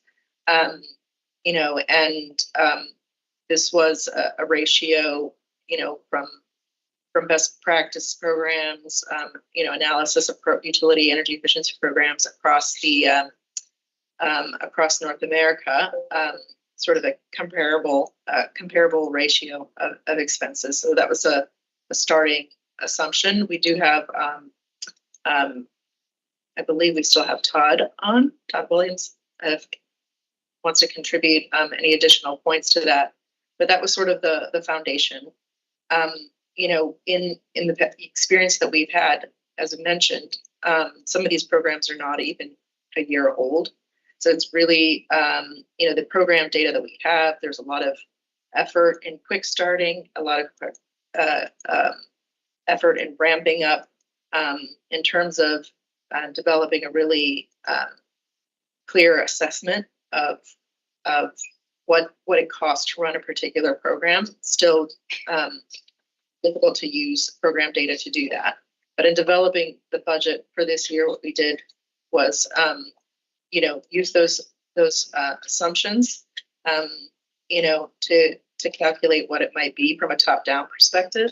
But then using various models that we have, our measure model, to identify, to address and integrate the lighting transition, look at what some of the data that we have in terms of what customers have been interested in terms of measures from our past portfolio of programs, et cetera.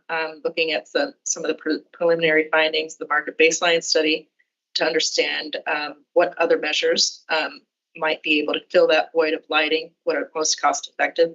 So from a bottom-up assessment, we arrived at a portfolio that we thought was reasonable, and that was we adjusted sort of our top-down assumption to that finding from the bottom-up assessment, if you will. So that's kind of how the budget for this year's program came through.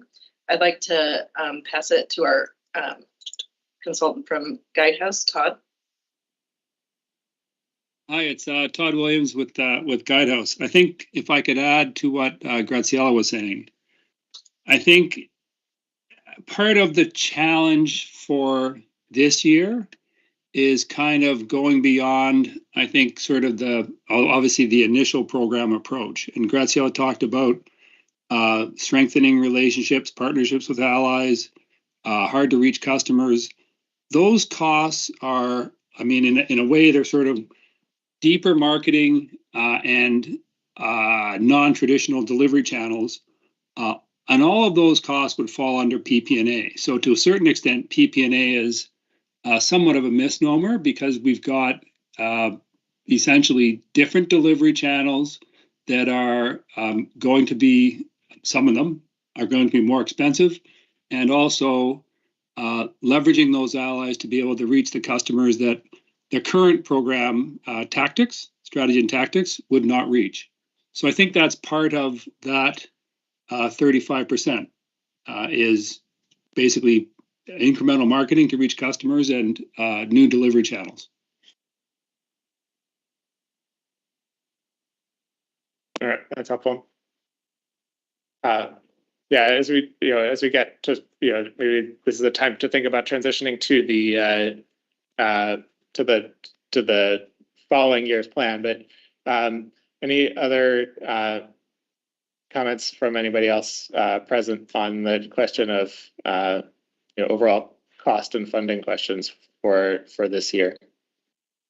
Yeah, and also, I think you had the question about EM&V. Yeah. So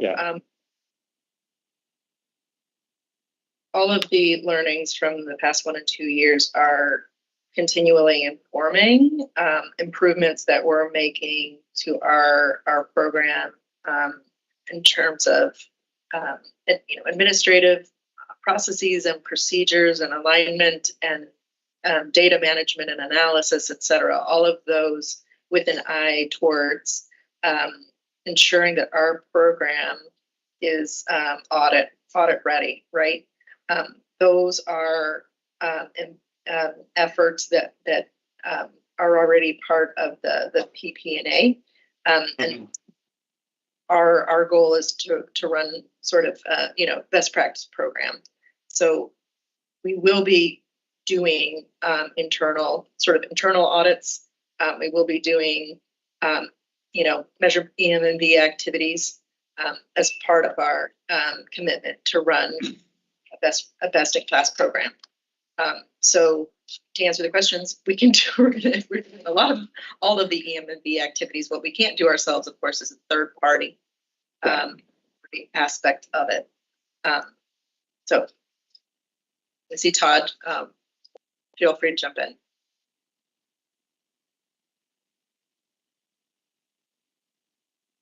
I was muted. Sorry, Todd Williams with Guidehouse. One thing to add, I think, with respect to that sort of continuous evaluation that Graziella talked about before, talking with the trade allies, for instance, that meeting coming up mid-May, there's key insights there. So I think from a sort of certainly a process evaluation perspective, those interactions will provide that kind of EM&V input. And it certainly does provide insight on the impact side, just as the learning with respect to, the mini split market, right? There were assumptions made with respect to the mini split market. Turns out, it's different mix of capacity. That market mix, if you will, feeds into the market model and then is going to feed into the projection. So the PP&A in a way does include some of that, what I would call informal, and it's not obviously third party, but I think LUMA's got a fair bit of that baked into the plan in order to enable that. But I believe 1 to 2% to EM&V is focused on the cost that would be required to procure a third party EM&V contractor. Yeah. We're just thinking about at this point in the maturation of the programs, if the Bureau were to bring someone in to run a process to bring someone in to do third party EM&V, primarily the value would not be in like verification so much as in like process evaluation, feedback, et cetera, to help you mature the programs. And so in order for that to be helpful for the 3-year planning process, it would have to happen really quite soon, in a way that may or may not be achievable. And so thus the question about sort of what the best way to think about that kind of what the best value, not a lot of point in giving you a lot of process feedback. I mean, I'm sure you would happy to take it whenever, but it would be most valuable if you could use it in the planning process rather than 6 months after. Yeah. So just trying to think about the right way to make that EM&V process work with your program design and evolution process. Yeah, and it really is integrated in the way that we're approaching the development of the 3-year plan, preparing for to be audit ready. Support of Guidehouse, for instance. I'll put you on the spot, Todd. They have extensive experience doing EM&V and utility energy efficiency programs. So one part of the work that we'll be doing together, developing the plan, will do some stress testing of our processes and procedures to ensure that we're running things as efficiently and as effectively as we can. So it's in it. Our EM&V work is integrated, very much integrated. Focus how we're going to get ready for the 3-year plan period. Yep. Okay.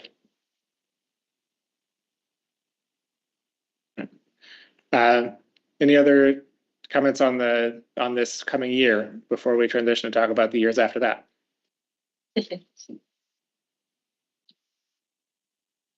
Right.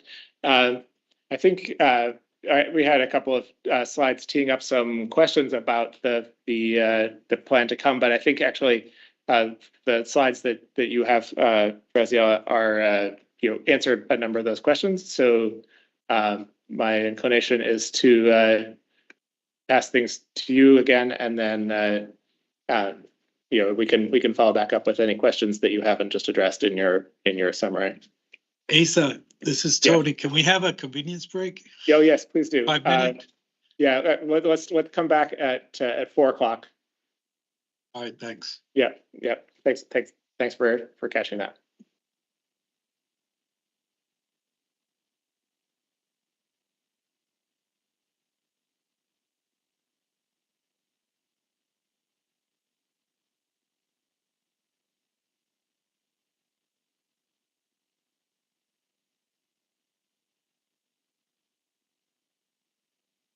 It's just this year.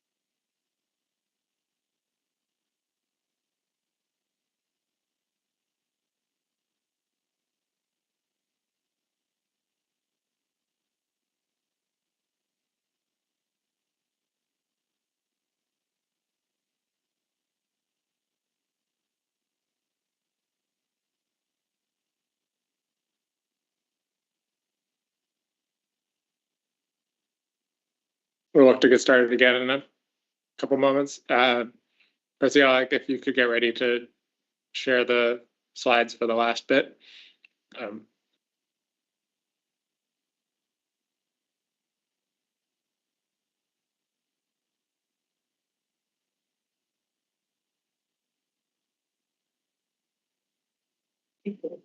Want to give it one more minute? Sure.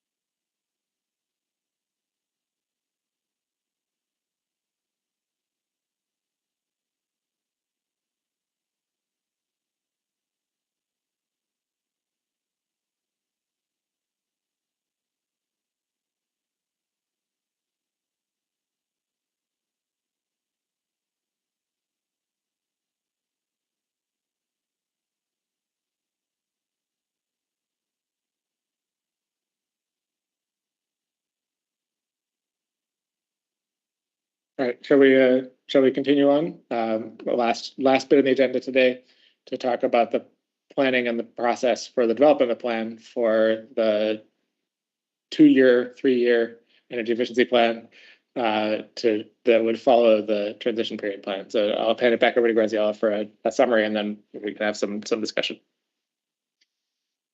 Thank you. So, the recent resolution and order outlined a schedule for the development of the draft 3-year plan, the finalization of that plan. The first sort of milestone deadline is October 1st, 2026. So when we're, It'll be October 1 of this year, I think.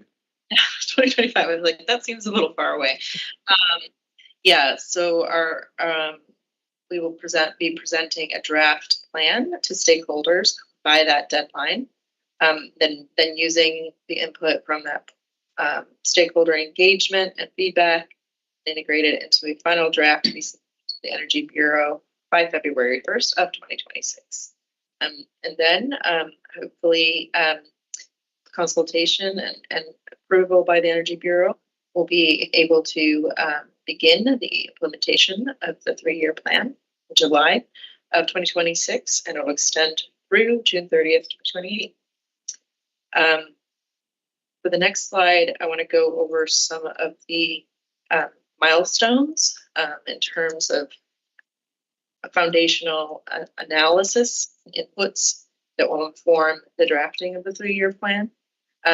Was delighted to hear that the market baseline and potential study is forthcoming, because that is going to be a critical input, a really helpful and critical input for some of the analysis that we need to do. That includes updating a measure model that summarizes all of the measures that are being considered for the portfolio, and allow us to analyze the impact of different incentive levels, and then integrate that measure model into our cost effectiveness model based on the Puerto Rico cross test, which is a critical distinction between the transition year period plan and the 3-year plan is the cost effectiveness evaluation. We will also then go through a process of identifying promising additional programs to consider for inclusion in the 3-year plan.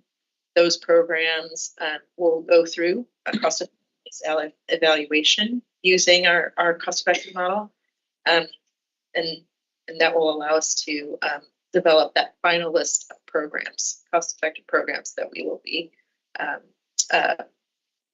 proposing for our portfolio. In addition, with the long-term target issued by the Energy Bureau, that will allow us to develop the resource acquisition plan to 2040 as required by the energy efficiency regulation.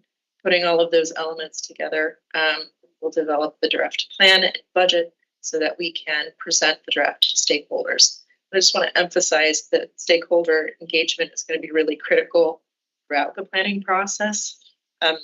We gave some examples today on how we're engaging different trade allies, such as HVAC contractors, to understand the current market for energy efficiency products that will all form the measure model of energy. We're also going to be, engaging with hopefully the folks that develop the market baseline and potential study to understand some of the analysis and results so that we can incorporate that in our models as well. So stakeholder engagement is critical throughout the process, and of course, we'll be presenting them with the draft by October. Next slide, please. So in terms of our stakeholder engagement plan,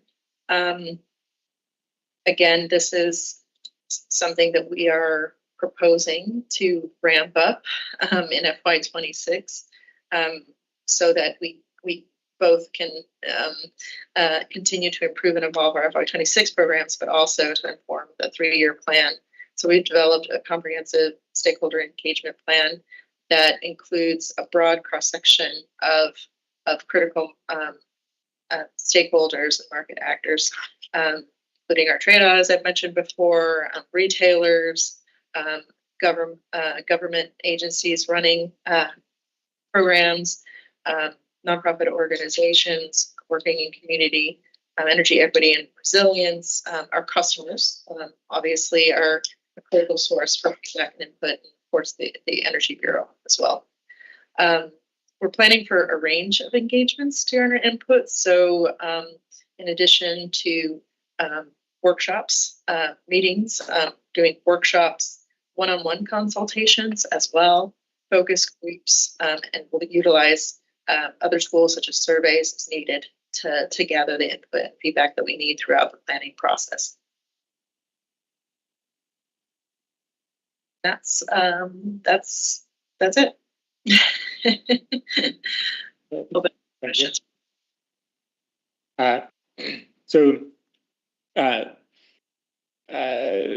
Thanks for that. I basically wanted to make sure that other folks who are here today have a chance to weigh in and give feedback or share ideas about the stakeholder engagement process and about engaging in the planning process. This is all very forward-looking, process-oriented pieces around stuff yet to come. But this is a chance where we have a bunch of the folks who are, we're what, 8 hours, 6 hours in.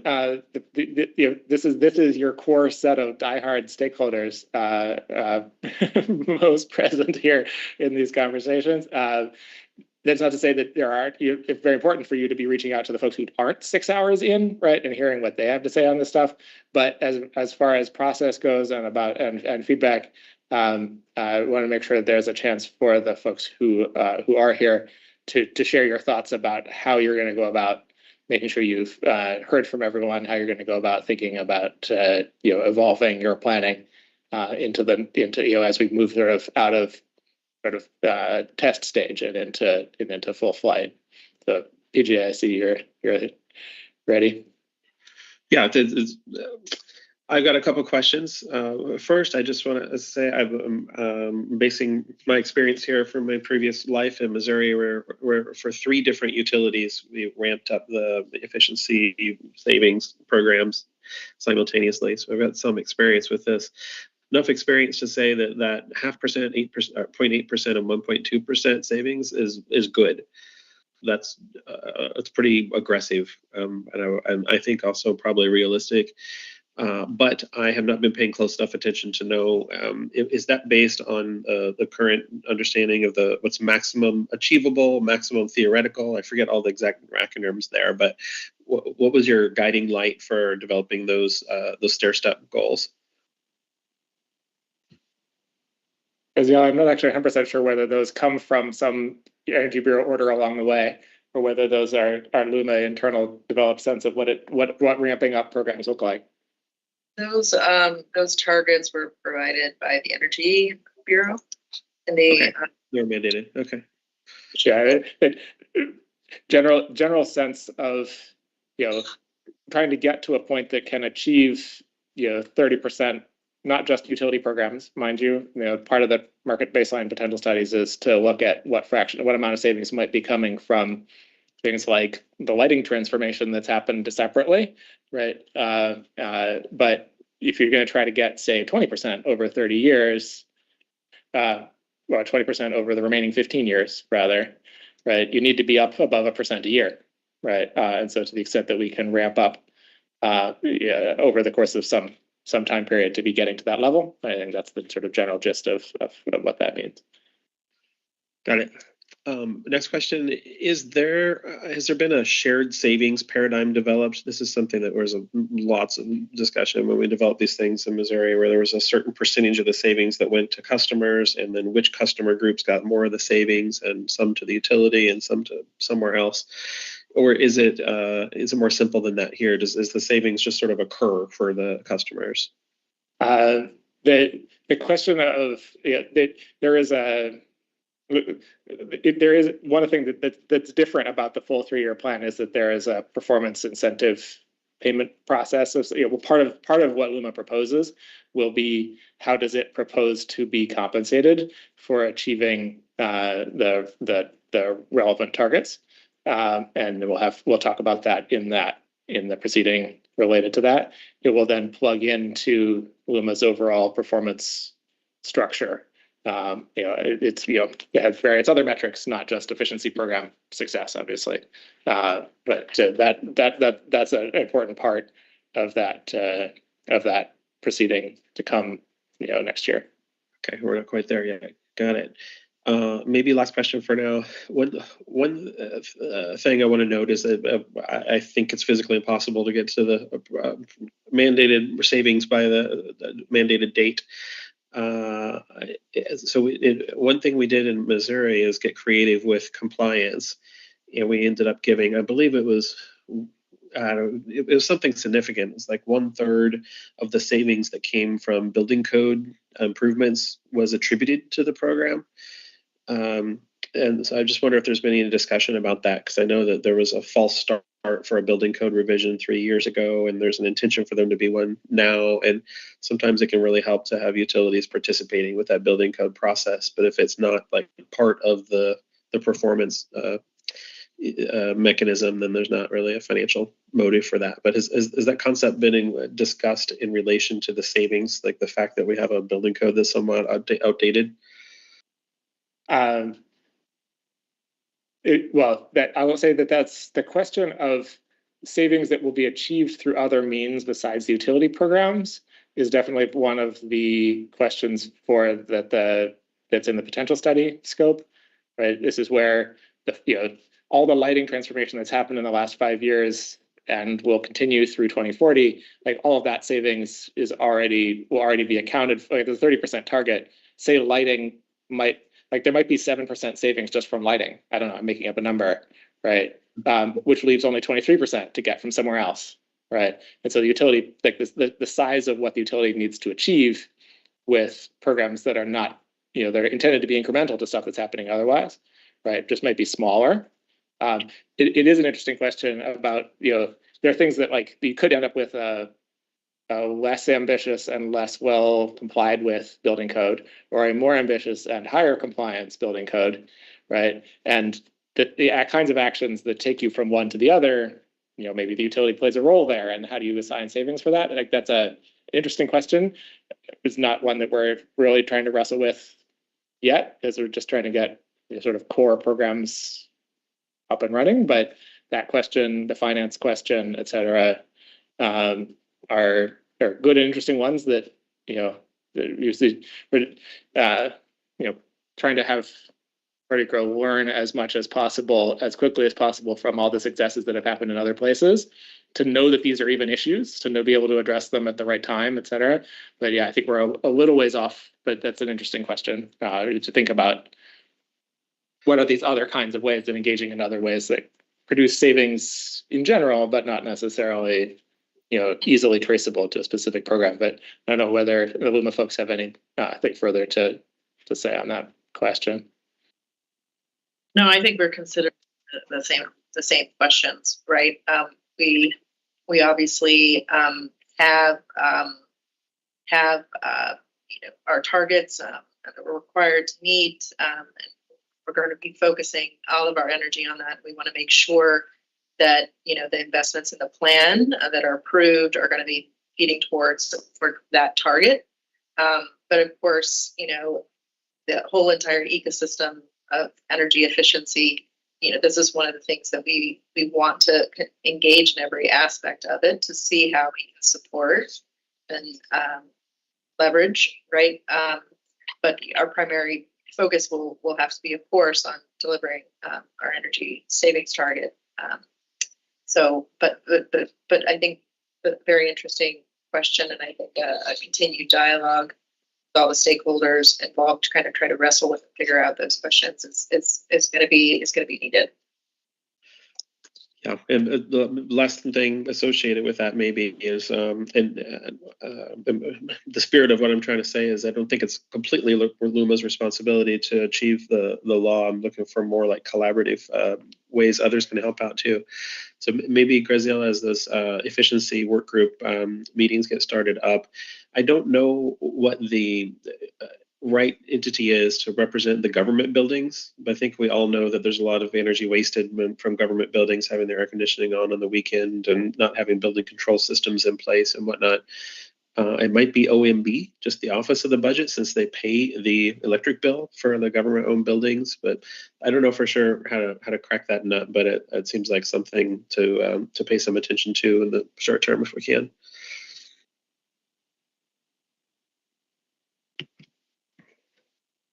Yeah, absolutely. I mean, we've had recent conversations with DDEC. I don't know exactly what their portfolio and their plan and their requirements are for government buildings, but I know that they were looking for some support from us to help develop a portfolio of government buildings with energy use information, et cetera. So we are going to be doing everything we can to support that effort.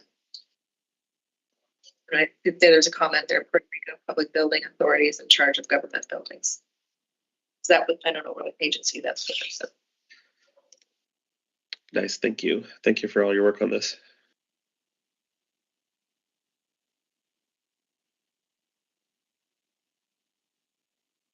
Anybody else have feedback for the Bureau or for LUMA as we think about the process for getting towards the first formal plan filed in whatever it is, 9 months from now?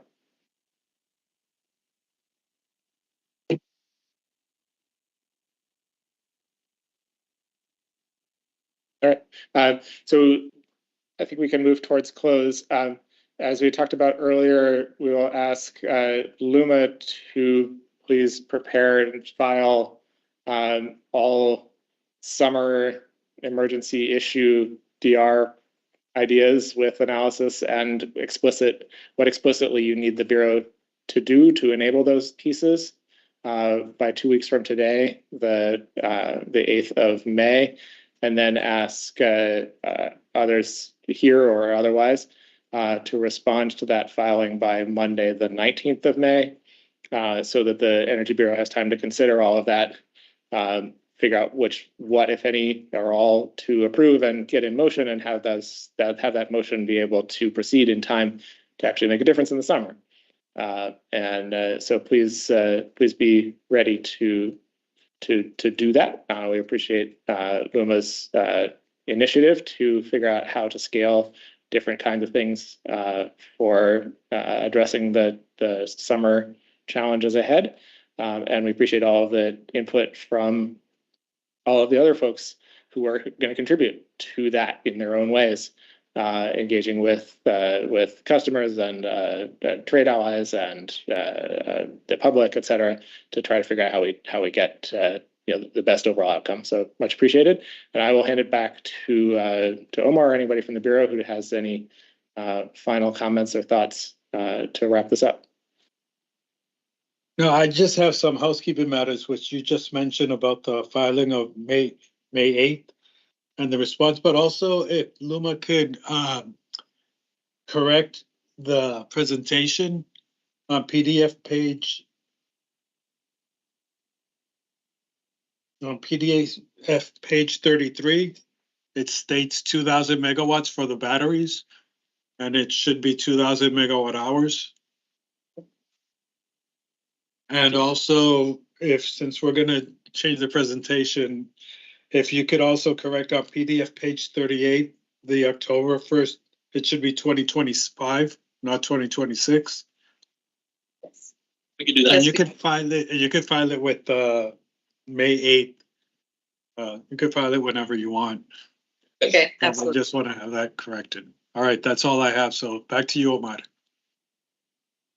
Perfect. If there are no additional housekeeping matters, the time is 4:20 p.m. and we are adjourning today's technical conference. Thank you everyone for your participation. Have a great afternoon. Thank you. Thank you. Thank you, everyone. Thank you. Thank you. Thanks.